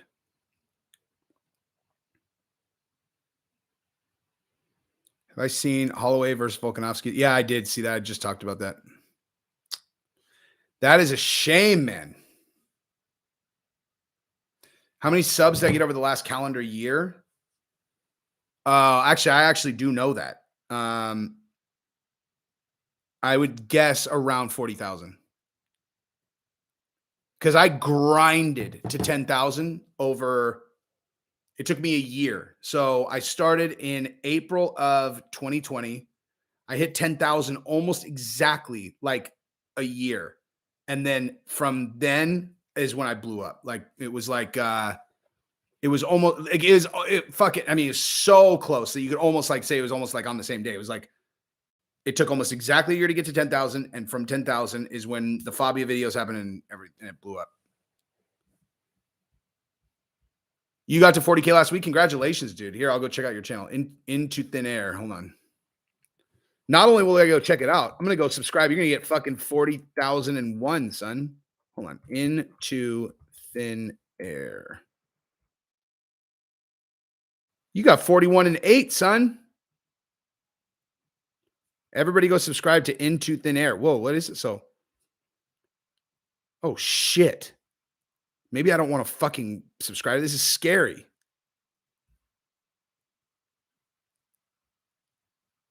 Oh my gosh. This is so my kind of channel. I love it, dude. Thank you, man. This is This is great. You guys go look at Into, IN2, the letter, thin air. He's talking about asteroids. Yikes. And earthquakes. Alien technology protecting Earth. I have entertained that theory, dude. I have absolutely entertained that theory. And I'll tell you why.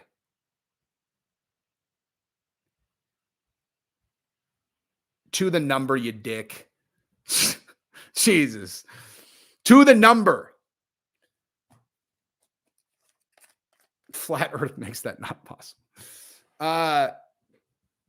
You got to ask yourself, what would cause there to be this ring of radiation that humans can't get through? Like why are we relegated to lower Earth orbit? Just seems kind of weird, right? Unless someone didn't want us to leave, right? Like someone was like, look at these crazy fucks with their nuclear weapons, dude. You think we need them spreading out throughout the galaxy? They nuke each other. Like they fucking nuke each other. We're not letting these organic fucks outside of this. You guys want to nuke each other? Fucking nuke it yourselves on Earth. Fuck you.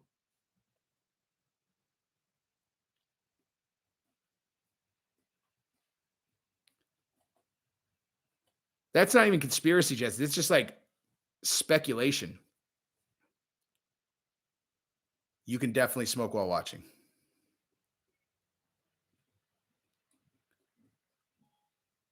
I mean, dude, I could put... Oh, looky here. Where's my seat? When I was doing the thing yesterday, I pulled it out. I see how well. Oh, man, I've been sitting like a fucking bad postured retard this whole time. My back is killing me. Because the fucking the new thing is higher. Then sit up straight. Henry Cejudo stepping in. Fuck you.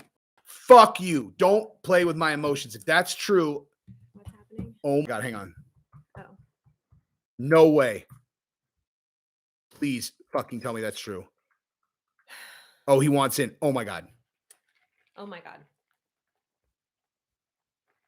What's happening? I'll tell you exactly what's happening. No joke. I'm going to tell you exactly what's happening.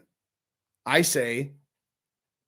think Francis Ngannou and Tyson Fury should fight in MMA gloves. And then they start talking about that. Look at this. Let me show you my most recent fucking, look at this on my Instagram. If you don't follow me on Instagram, go follow me on Instagram. Look at this. I'm like, Well, tell them your handle because it's not Jesse on Fire. it's real Jesse on Fire. Okay, but look, this is literally from last night. I said, I don't understand why the UFC is apprehensive about making Henry Cejudo and Alexander Volkanovski. It's a Grand Slam fight. If blah, blah, blah, blah, blah. And then the next day, Holloway gets injured and fucking Triple C is going to step like the exact fight I said. I need to start saying things out loud that really benefit the family. Like, as an example. Like our family? Yeah, well, just anything. Anything I say happens now. Oh. Okay. Ooh. Oh, God. Oh, let me think of some things to say out loud. Not things to say out loud. Good God. Let me think. Gabrielle Carolyn. It is too hot in this room, but it's actually good because it's fucking freezing. You guys, it is so cold here. It's, oh, forgot to turn that off. It's 41 degrees here right now. 41 degrees. Is it really? 41. Damn, I'm going to get to wear some boss ass clothes tonight then. Yeah. I haven't. See. This thing is unreal. Does Jesse sound so amazing? I mean, I already know because I'll even more amazing than he has sounded in the past. Oh, let's look at. Can you imagine, Gabrielle, if you had an OnlyFans? Like you just came up and everyone's all, let's just start. Base Apollo, thank you very much. What happens if Max beats Volk twice? It's not going to. No, I mean, Max is out. Triple C's in. Triple C's going to win. Triple C's going to win. You heard that here first. ADHD Whiskey, thank you very much. Great job on BYM. Hope you get a ton of more viewers from it. Congrats on your channel success. Almost 30K myself. I know you don't like whiskey, but it's more fun than that. Thank you very much, sir. Everybody, you should go check out ADHD. I'm going to go follow you too, dude. Look at that. And by the way, wait, I'm sorry. What was it again? My brain. ADHD Whiskey. How did I forget that? Look at the fucking irony on that. It's ADHD whiskey. And I'm like, wait, what's the name of it again? It's what you call ADD or ADHD. Okay, so speaking of whiskey, did anyone see Dustin Poirier's new announcement? Huh? Anybody see Dustin Poirier's new announcement? Because he launched his own whiskey, which is hilarious because that is going to instantly do well. Because anybody who hates Connor is going to go buy Dustin's whiskey because it's it's to Connor.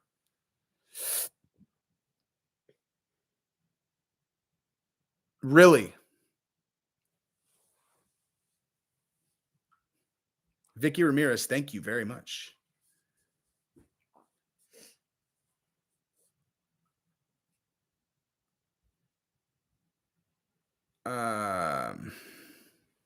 Thank you, Vicky.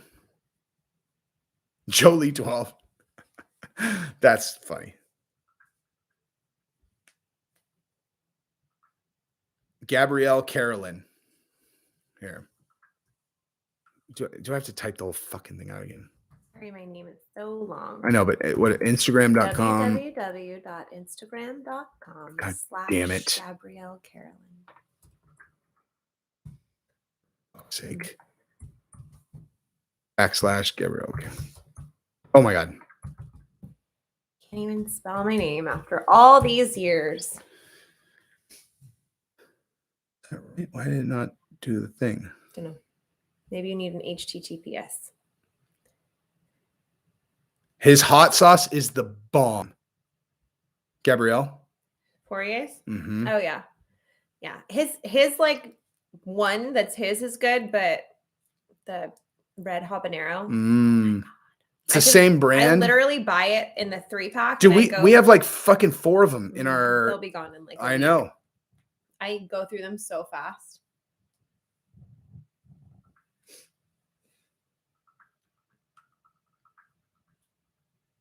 I look tame, shy on Believe You Me. No, I didn't. What I look like is now I'm part of an ensemble and I need to make sure that I'm not fucking barking over people. I just need to make like what you saw there is me being surgical about like, let me just make sure I don't like talk over a bunch of people, which I tend to do.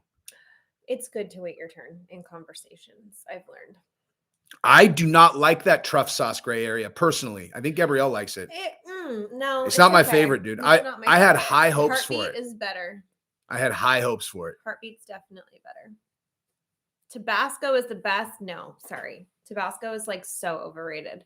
I have never been a big Tabasco fan personally. I like Tapatio is awesome. Anything Cholula is awesome.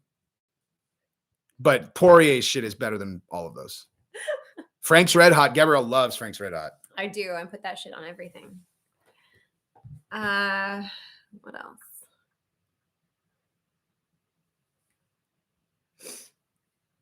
Oh my God. I have so much happening. Thank you, happy friend. Today, which is really, really exciting. Was that a sponsor? Should be. Somebody tell Frank's Red Hot to pay me. Dude, my anonymous boy at Facebook that I talked about on Believe You Me hit me up today. He was like, dude, I hit the big time. Because I said he told me my alarm to go pick up our children. Oh damn, Go Flamingo hit you with that. Your husband is your wife and your wife's in my DMs. Do you know what that means? I had to really think about it, but yes. What? That you're in his DM. No. Do you know where it comes from? Yeah, Connor. There you go. Yeah. Not my first rodeo. Atta girl. Thank you, Fraser T. Yeah, dude, the comments I saw on that video, I thought were fucking weird, man. Like it was like they're all wow, Jesse's like he looks really humble or like like as if like the expectation was that I was gonna go on fucking Bisbing's podcast and just be all I'm like, why didn't you do that? How many times have I fucking told everybody I'm like a professional? Been to multiple rodeos to the person who asked how many rodeos I've been to. Multiple. Something I admire about Jesse and something that drives me crazy about him. That must be a girl that asked that. It was a girl. Oh, yeah. Yeah. Yeah. I admire his consistency and dedication and grit, like unmatched. And something that drives me crazy is the fact that he is an infant and doesn't have object permanence. And if you put something away, he can't find it, or It's he true. forgets it actually exists, like an infant. And That's so how he overcomes this is he leaves shit everywhere. Wait, how else though?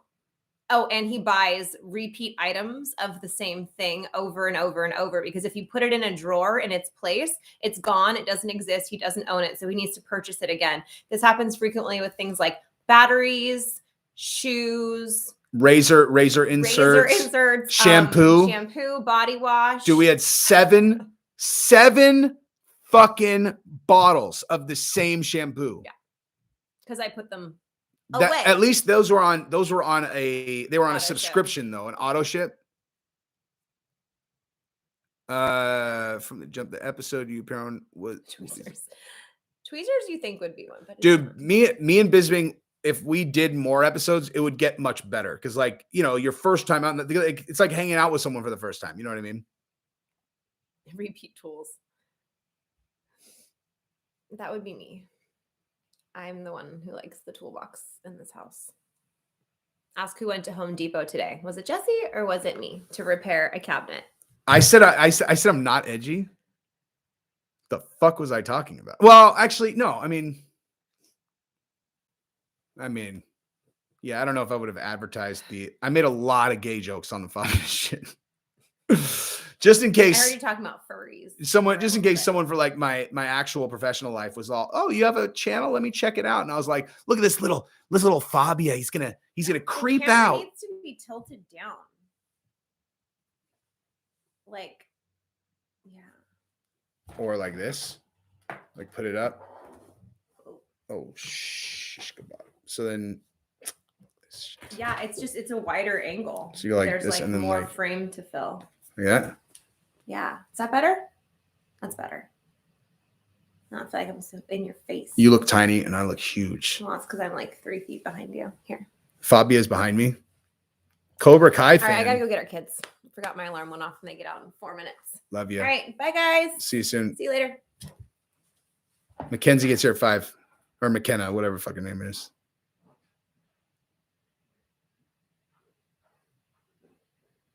Roy, thank you very much. Can I podcast and lead Zuffa boxing into the promised land at the same time? Say a goal I reached this year, want to meet this year. So that, oh man, I've been struggling with that. I mean, that's actually not true. I have a bunch of stuff, but like, well, I mean, I definitely want to get on Joe Rogan this year. But also, I think I've thought about this a lot. I know there are some people I know who have really crushed it, like fucking really crushed it. And I've asked them about this, and they say that they like set a goal of a certain whatever, and then they ended up going so far past whatever they thought was possible. I don't know. I mean, I don't know. I really do need to figure out exactly what I want, because I don't like, I'm getting pretty fucking close to the thing I set out to do when I started this thing. What would I want to talk about if I went on Rogan? Moon landing. I'd get him to admit that he doesn't believe in the moon landing, that he just says it because a bunch of people give him shit about it if he says that he doesn't believe it, because Neil Tyson deGrasse comes on, he goes, Joe, come on, guy. How could you not believe the moon landing? It's like, we read different textbooks than you, my friend. I can understand how a person like you would think that that's a kooky thing to say. And then I would show you like 15 to 20 pieces of evidence. And then if you still thought that it was for 100% sure not a psyop, then I would stop thinking you're a smart person.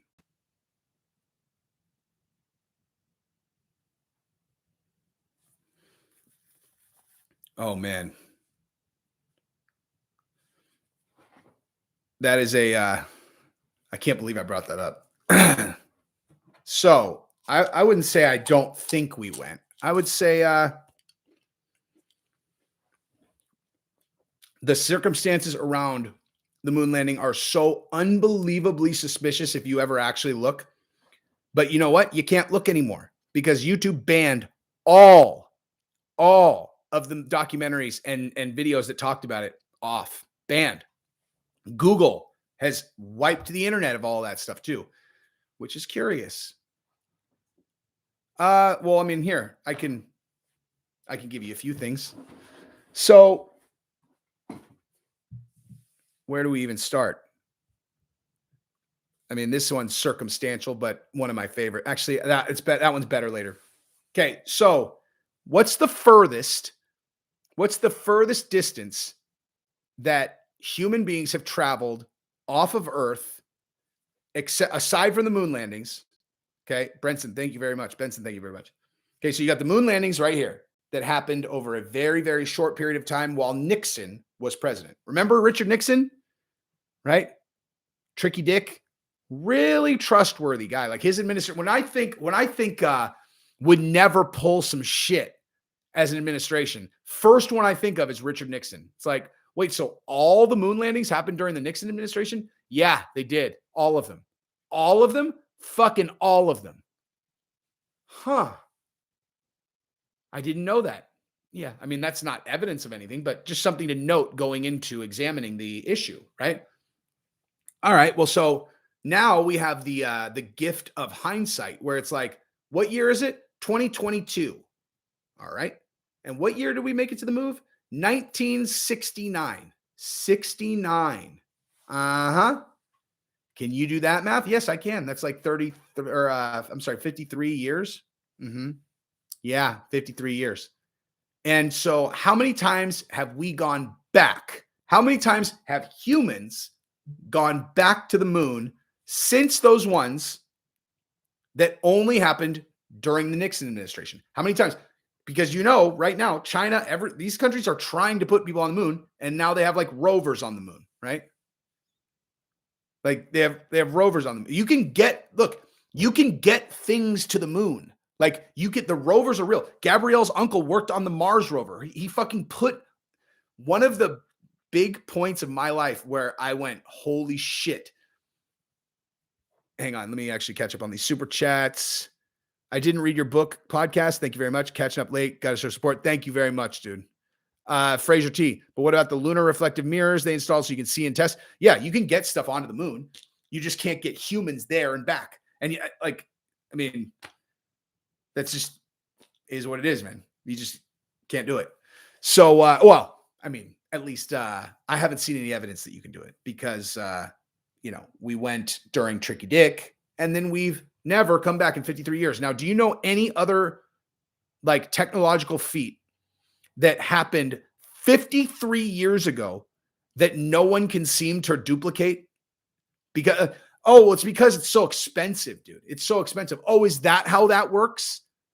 If you do something from a technological perspective in 1969, then the reason you don't do it 50 years later is because it's too expensive. Is that how that works? Or is that the opposite of how it's worked 100% of the time in all of human history?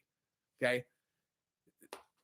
At what point, okay, how many years would it take before people started being like, is it possible that these motherfuckers juke this? Like, is it possible that they just, filmed it and then made it seem like it was live on TV and then they put it in the papers and no one really knew any better and they couldn't even visualize the internet in the future where people like me and Joe Rogan would be able to surgically, watch the footage with an expert in the background explaining what's wrong with this and this and this and this and this. Like they couldn't even they thought they just needed to fool the Soviets. We were literally on the verge of nuclear war with the Soviet Union. Like the stakes of the Cold War, I don't think people fucking understand. Like nuclear war. Annihilation, human annihilation. Okay, winning the Cold War was super important. So they're like, we don't need, we just need the Soviets to think we did it. We just need them to, so they'll spend all this money on the space race and we can say that we did it. We win the fucking blah, blah, blah. Okay. So anyway, we've never gone back. while all these other countries are actively trying to do it, okay, that should be the biggest the biggest problem for anyone who just automatically believes it. It's like, why hasn't that everyone's trying, why haven't they? Okay, so there's that. Now, there's a museum in Denmark. Okay, so when the United States came back from the moon, right? I also would encourage you guys to go back and watch the original press conference after the moon landing. Okay, go watch those astronauts sitting in the thing who supposedly just fucking went to the moon and came back. By the way, I have no idea if any of this is accurate, so YouTube, don't fucking bang my channel. I don't know shit. I'm just saying these are things that I've heard from other people. So go watch the press conferences with those guys and just be a poker player, right? That's another reason where I was like, what the fuck? Do they have the energy? Do they look like they're exerting the energy of a team that just accomplished like the most successful fucking, most unbelievable, unfathomable fucking achievement in human history? Is that what they look like? Because they're like,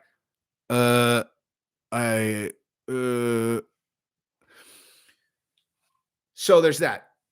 And the thing about Gabrielle's uncle, so he worked on the Mars rover, and I had seen a bunch of stuff about them. And so I was like, Gabrielle, ask him how we got through the Van Allen radiation belts when we went to the moon. And so she hit him up on Facebook, and he responded, above my pay grade. I was like, above your pay? He's a fucking one of the lead engineers on the Mars rover. Anyway, it's neither here nor there.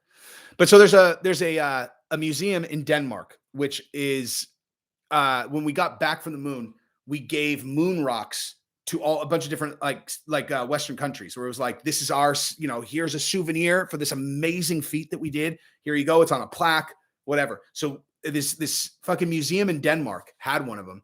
And in 2009, one of the museum curators who had watched a bunch of shit and been like, a bunch of stuff I haven't even fucking talked about yet. And they were like, man, that is really fucking shady. Is it possible America juked the fucking moon landing?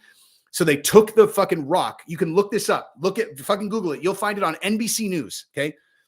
So they took the rock from the fucking museum, and Alan's World. Thank you very much, dude. They took the rock from the plaque. They went and got it tested. Is it a moon rock? It's fucking petrified wood. Go look that up.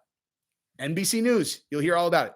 Petrified fucking wood is what we gave to them. We're like, hey, yeah, here's our moon rock. And they're like, well, your moon rock's petrified wood, but we still went. So then you get into all the other stuff that, like, outside of just kind of what the stuff I just laid out is all human common sense. Okay, if we went, why is no one going back? Like, and then you get into the actual video stuff. There's so much shady shit on the videos. Like they've actually proven that they juked a bunch of pictures. And Rogan's just like, I don't know. Maybe they really did go, but they also juked pictures. Like, who knows? But these pictures are definitely fake. Like, fucking no question. Absolutely no question. They have like the picture of the dude who's the astronaut. He's in training and he has all these strings attached to him. And then they compare it to this picture that supposedly came from the moon. It's this same picture, 1,000%, 100,000%. They just edited it and then like put him on a moon background. And it's like, huh.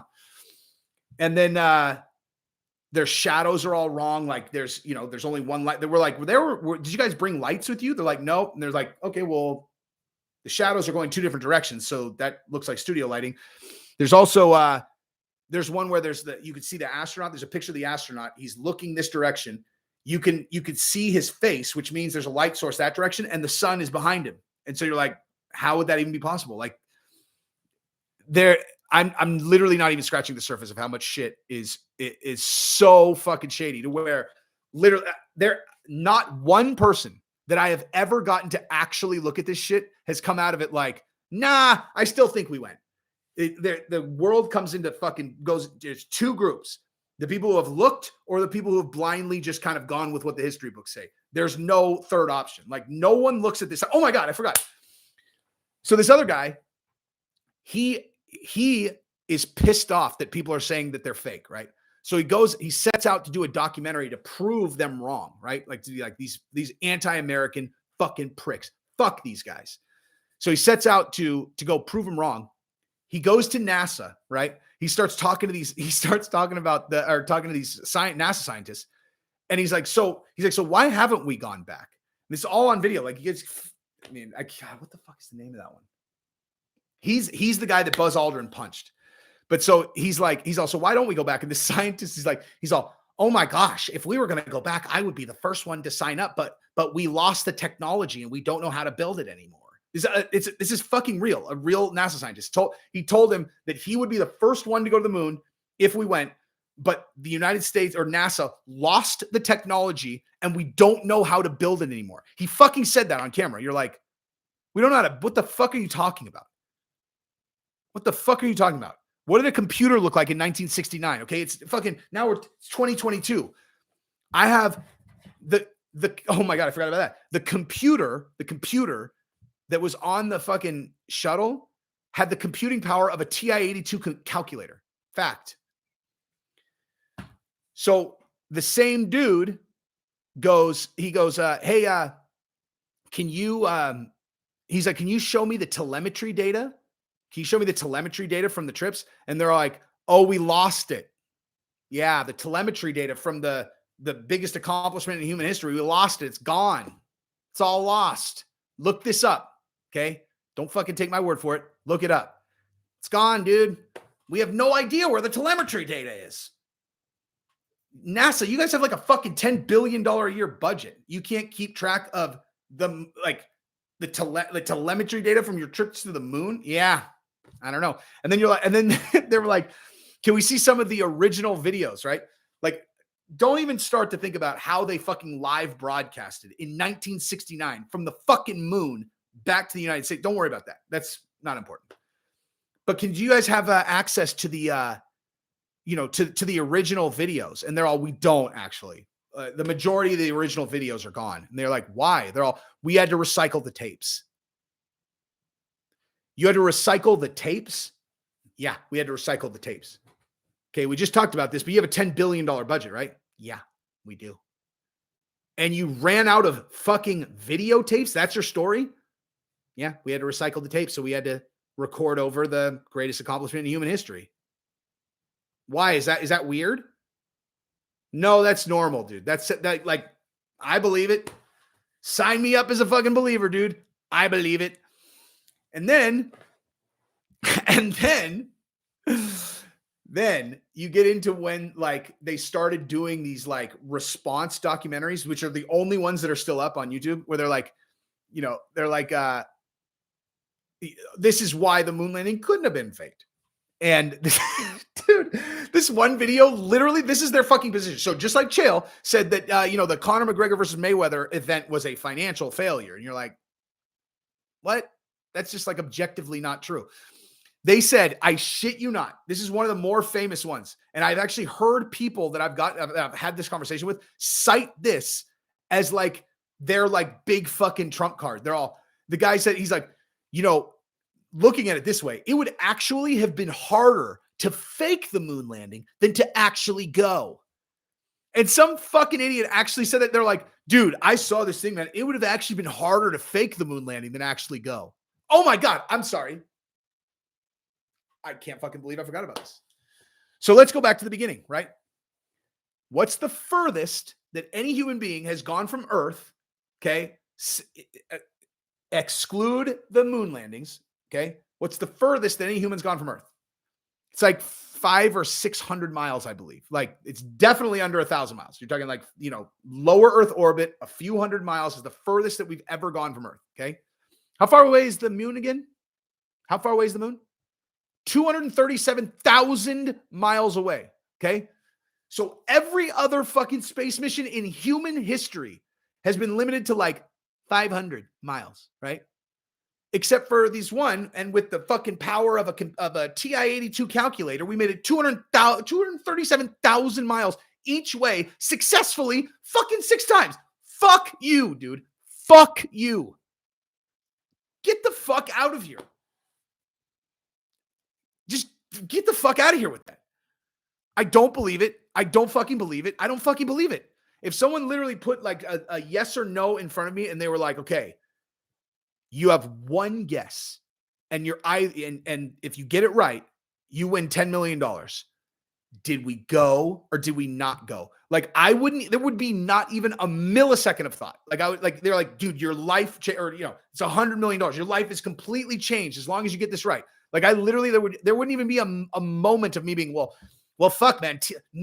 Tyson Neil deGrasse said that we did go. So maybe I should consider if he's right. That would never even enter my mind. Immediately I'd be like, we didn't go. No fucking chance, dude. No, fuck no. I've never been wrong about a thing like this. Fucking ever. Humans always give themselves away. This is the most obvious one of all time. Unless you just believe that it would be incapable of people being like, all right, so just write in the book. We did go. We had it on. Look, we had it on video. Yeah. And then there are the Van Allen radiation belts that I don't really know. Some like that you can't get humans through them because they'll fucking radiate to death or whatever. I don't know enough about that scientifically to stick my hat on it. The other shit is all human behavior stuff that I mean, anywho, so that's what I would talk to fucking Joe Rogan about.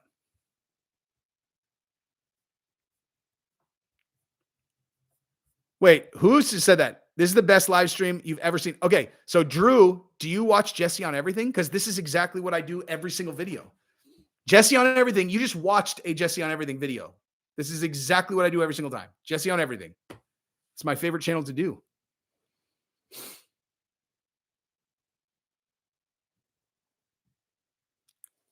What's like hilarious to me, like I really want to go back to this. Okay, so like how many years before people would start being like, yeah, it does seem kind of weird that we never went back. Like if like for the next, it's like fucking 2280 and people and like we still they've been trying to figure it out for 300 years and they can't seem to navigate it. And it's like, but we did go in 1969 though. We did go. You're like, and so I mean, how did they do it? What are you, some kind of conspiracy theorist? Hey, tell me about how Earth is flat, you fucking weirdo. Huh? I love that. When fucking people tell me that because I think that the moon landing is fake, that means I'm a flat earther. I'm like, oh my God. If you think those two things are the same, then you're stupider than a fucking flat earther. Okay? I'm talking about geopolitics. I'm talking about human beings. I'm talking about incentive structures, why people would do things. The most fucking obvious reason why ever. And here's the thing. America doesn't need to be ashamed of faking it. We should be fucking proud that we did that. It's the greatest psyop in human history. We convinced the entire fucking world that we went to the fucking moon and back, and everybody bought it. We put petrified wood on a fucking plaque and gave it to Denmark like, hey, yeah, here, we went to the fucking moon. And they're like, oh my God, they fucking give it its own, put security around it and shit. It's the greatest psyop ever. We should be proud of that. We collapsed the fucking Soviet Union 20 years later. I mean, come on, dude.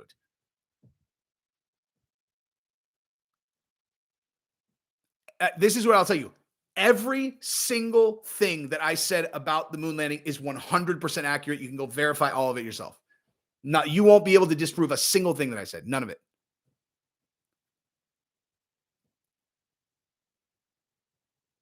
Mm, 9/11. I'll be honest. I don't know. I actually I don't know.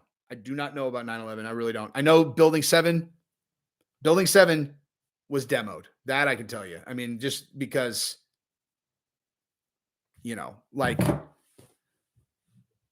get hit by a plane and it went down. The Pentagon thing is weird, but I don't have any idea. I mean, obviously, if it was a conspiracy, you know exactly why. But there's no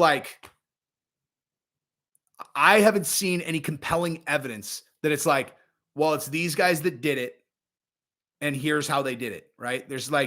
There's weird shit. I don't understand why you would take Building 7 down. The moon landing is just simple. It's like, we're in the space race. We said we'd do it by the end of the 60s. We're not going to fucking make it. So what are we going to do? Are we just going to say we didn't make it? Or, you got Tricky Dick who's like, hey, man, hey, why do we have to actually go to the moon, huh? I think people think that these things are so much more complicated than they are. Do you really think that the fucking president of the United States is smarter than me or smarter than you guys?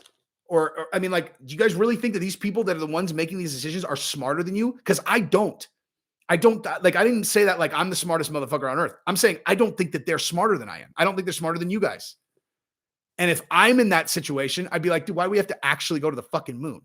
If all we're trying to do is juke the Russian, why don't we just, and this, here's the other thing. The year before that, 2001, A Space Odyssey came out. Okay. Which was Stanley Kubrick's movie. It's amazing. Like, it's amazing. And it looks just like they're in space. And so think like a person, 1969. They're like watching Space Odyssey 2001. They're all, why the fuck we have to actually go? Why don't we just get this asshole to fucking film it and we'll just tell everybody we went?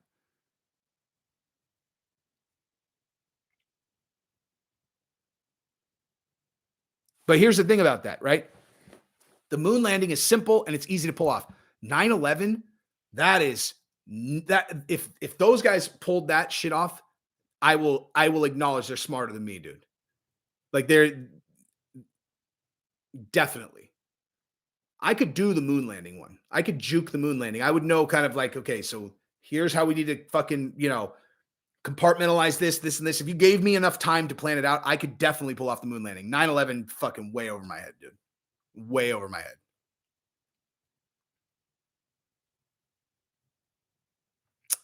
Oh, The Shining, kid as the Apollo, room 237.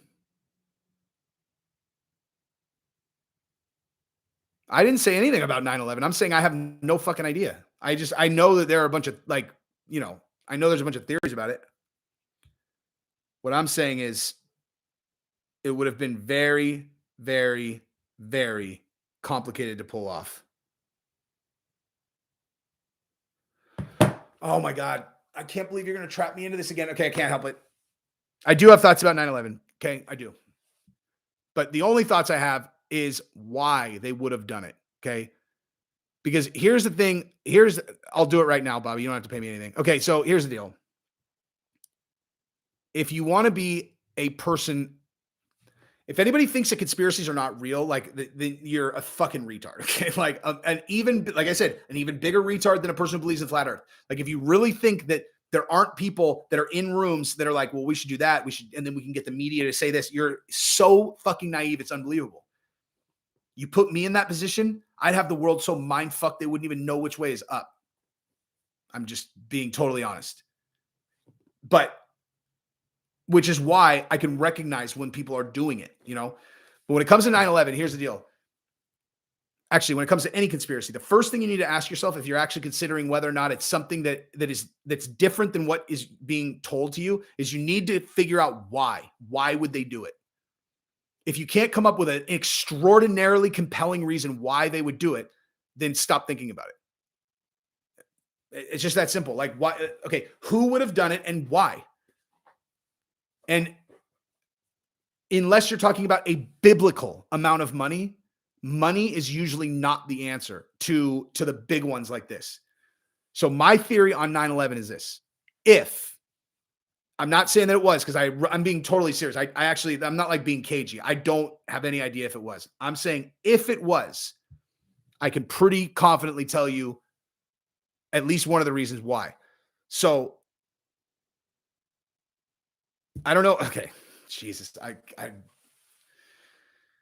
don't know if any of you guys know about the suitcase nukes. Okay. In the Cold War, the Soviet Union had these nuclear weapons, atomic bombs that were in suitcases. They called them in future lives, they call them suitcase nukes. Okay. It's literally a fucking suitcase that has a 13 kiloton atomic bomb in it, which is the same size as the Hiroshima bomb.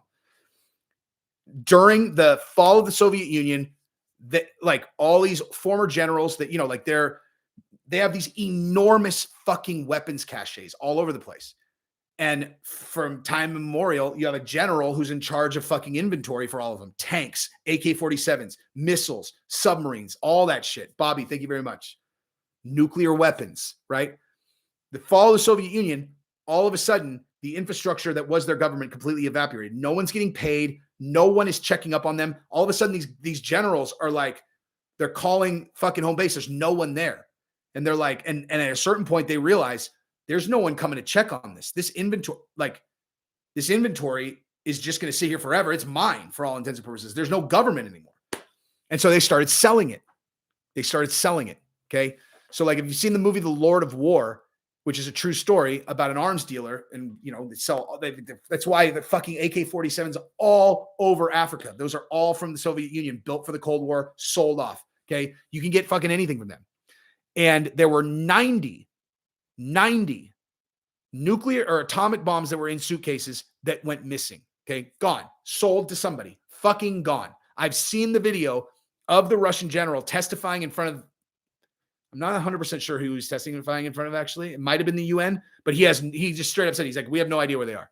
And they were like, so you're saying that it's a suitcase? And he's like, it's literally a suitcase. Okay. With nuclear weapons, you have an enormous bomb that's going to fucking evaporate a very large, area. Then you need a delivery system. Okay. So like an ICBM is an intercontinental ballistic missile. You stick a fucking, a nuclear tip, warhead on the top of it, and then it fucking detonates. We have them, goes into space. Like 8 independently targeted atomic weapons or fucking thermonuclear bombs will come out of the fucking ICBM and then be independently targeted and just evaporate 8 cities. Okay. These suitcase nukes are nowhere near the yield of those bombs. Those are like 1 to 2 megatons. This is a 13 kiloton, but it's enough to literally flatten, evaporate into liquid a fucking square mile and then destroy tons of other shit. If one of them went off in an American city, it's the fucking end of the world. Okay. If 5 of them went off in the same day, it's the actual end of the fucking world. So there are 90 missing suitcase nukes, and you have Al-Qaeda over there that they knew for 100% sure was actively trying to seek out a nuclear weapon or an atomic bomb that they could get into the United States. Okay. So put yourself in the position of Donald Rumsfeld and Dick Cheney as the example of the deep state guys who find themselves responsible for this situation. You know for sure you got 90 suitcase nukes that are floating around the world somewhere, and you got a fucking group of militant people over here that want to buy them and then evaporate your cities. What do? The fuck do you do? Okay, the answer is you do whatever you have to do to make sure that none of those go off in an American city, because it's the end of the world. You cannot allow it to happen. Not 1, 0. You can't have an American city wiped off the map. Civilization will completely break down. Everyone will flee the cities. It literally the end of the fucking world. So in order to make sure the end of the world doesn't happen, what do you have to do? You have to do whatever it takes, including torturing people, right? Like I know people, oh my God, we were, tortured people. Okay. So let's say hypothetically that there was a person who knew where a bomb was hidden that was going to fucking evaporate New York City, and he won't tell you. Okay. Are you just going to be like, well, we said we never torture anyone? Or are you going to fucking pull their toes off one by one and then break every fucking, you're going to fucking torture them because you have to get the fucking bomb. Okay. So we're going to have to do shit equivalent to that. We're going to have to go globally and round up all these people in ways that were unprecedented, right? Unprecedented ways that were completely against, Geneva Convention and all kinds of shit. How do you justify doing that? The American people would never fucking support that. Never. You blow up a couple you give them a fucking preview of what an atomic weapon, getting detonated in a city would look like. You give them the miniature version versus just sitting on your hands and waiting and then until the real one happens. That's my theory. If it was fake, that's the only reason I could come up with for why. I know there's like the New American Century. I know all about that, where it was like, we'll go in and we'll, colonize the Middle East and all that stuff. I know all about that. And it's possible that that is why. But if it was that, then it's also has to do with the availability of oil and the fact that it's a finite resource, because that's another thing that people don't know shit about. People don't know fucking shit about how they're like, oil, it's so dirty. Oh my God. Like it's such a dirty, do you understand what happens if we run out of oil tomorrow? Fucking 97% of the world's population fucking dies inside of a very short period of time. Our entire civilization is completely dependent on oil. 100%. Not for fucking driving cars, for you couldn't think of a single thing that is critical for human survival that's not dependent on oil. None. None. 0. And so if we're doing the New American Century and they're fucking, colonizing the Middle East, has to have to do with oil. So maybe you got 2 reasons, and they're sitting in the back room and these guys that are smarter than me are like, well, here's what we could do. Who knows? Or fucking Al-Qaeda did it. The fuck do I know? I just know we didn't go to the motherfucking moon. Anyway, I got to jump. I love you guys, though. This was fun.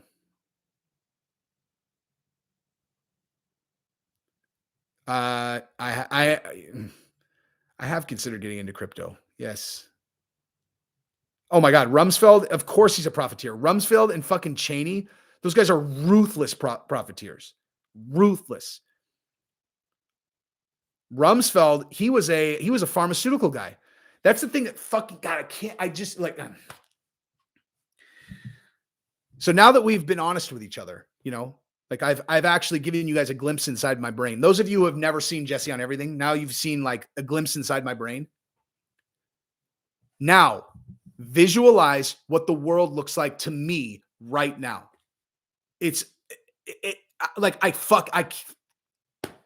Imagine what it's like for me to have conversations with people who are like, oh, well, they said on this channel that blah, blah, blah. I'm like, oh my God, dude. Oh my God. Do you not understand anything about humans and how this works? Like, anyway. But so the reason I bring that up is because I think it's fair to say that right now, the pharmaceutical agenda is being driven by Democrats, obviously, right? It's being heavily driven by Democrats, and they will strangle, like I said, I'll strangle fucking boxing to death. You think that this thing that's happening right now, like just came out of nowhere? Or you think they've been fucking putting the pieces in place for years to where when they wanted to implement that, when they had the opportunity, they would be able to do what they're doing. Like, of course. But like, I've been saying this forever. There's nothing about this that's about left or right. Nothing. Except that right now, because of Trump, all of the real power bases in the world, or certainly in the country, have all backed Democrat fucking politicians because Trump broke the entire Republican Party. Before Trump, both sides were equally just stone fucking corrupted to their fucking eyeballs. Trump got in there and they were like, Jesus, we can't control this guy. Like, we got to get him out of there. And then Trump was so fucking powerful on the Republican side that anybody who went against him, they, like planted all this politics shit that they meant to try to fucking pull the rug out from Trump, and none of it worked. All that would happen is they're like, Trump did blah, blah, blah. Trump's all, vote him out, and they're gone. So they had no one that they could do their business through on the right, which is why the left feels like they're tyrannical and strangling you. It's because fucking Trump dismantled the corrupt ones on the right. That doesn't mean I'm saying like fucking Trump's the best president of all time. I'm saying that's just what happened.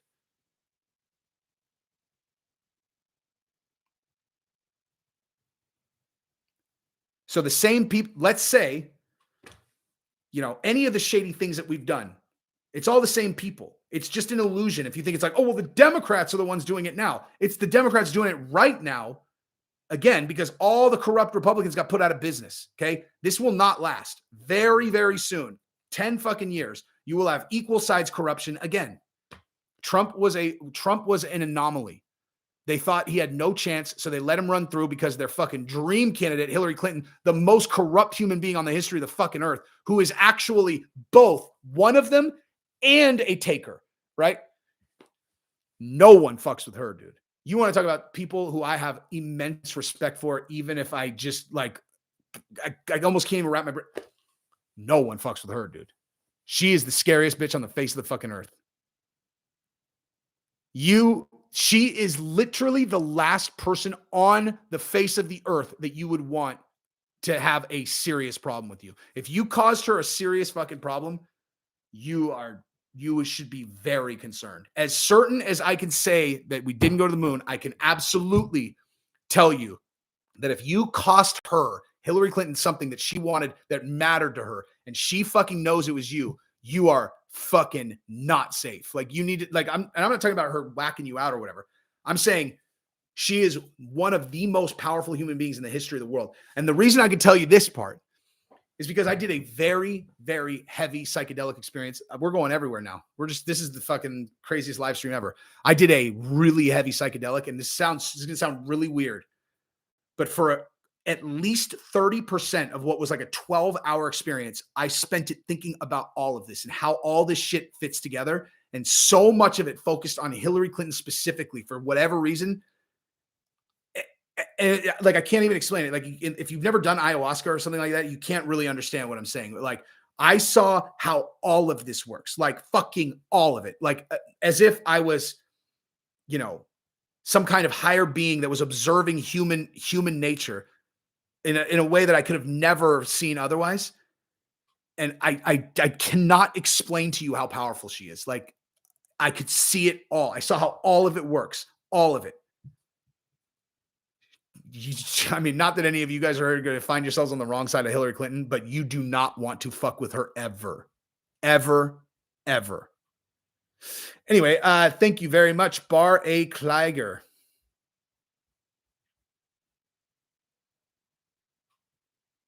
No. It was 12 hours, and I know for 100% sure how long it was because I was on the clock.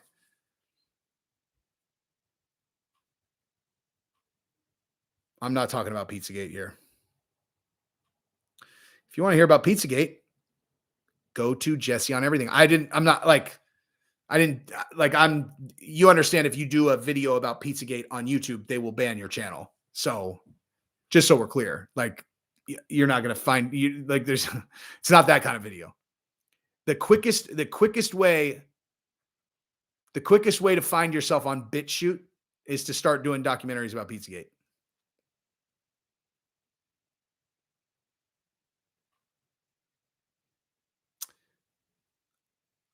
Long live. That is a complicated thing to say. If you say 100%, there's no way that's accurate, but because there's so much idiotic shit out there about it that, like, you know, let's just say the idea that that it's been debunked is such a ridiculously simplistic way of looking at what that actually is. Again, people who have never looked at it, of course, they're going to be like, the fuck? What are you talking about, dude? And tons of it is just utter fucking nonsense. But the base of why people started looking at it is 100% legit, where you're like, what the fuck? And where there's no person on earth that is even moderately rational that would look at the part that I'm talking about and just go, okay, yeah, that's normal.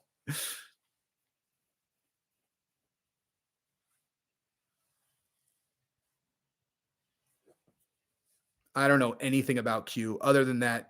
The Q people that I know used to send me the stupidest fucking shit ever. The dumbest fucking shit ever.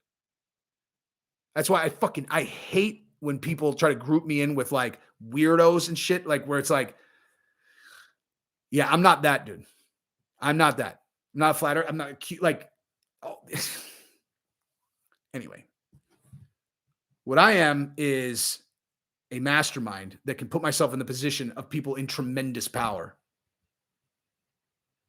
Some people just believe anything. Like, there's fucking anything. They're all, I mean, the Q shit, oh my God, it was just fucking mind-numbing, the stuff they would send me. I was like, dude. Oh my God. Nancy Pelosi's not getting arrested next week, you fucking idiot. That's not real. This is fucking stupid. This is idiotic. You're convincing me that you are a person whose opinions I can never take seriously ever again.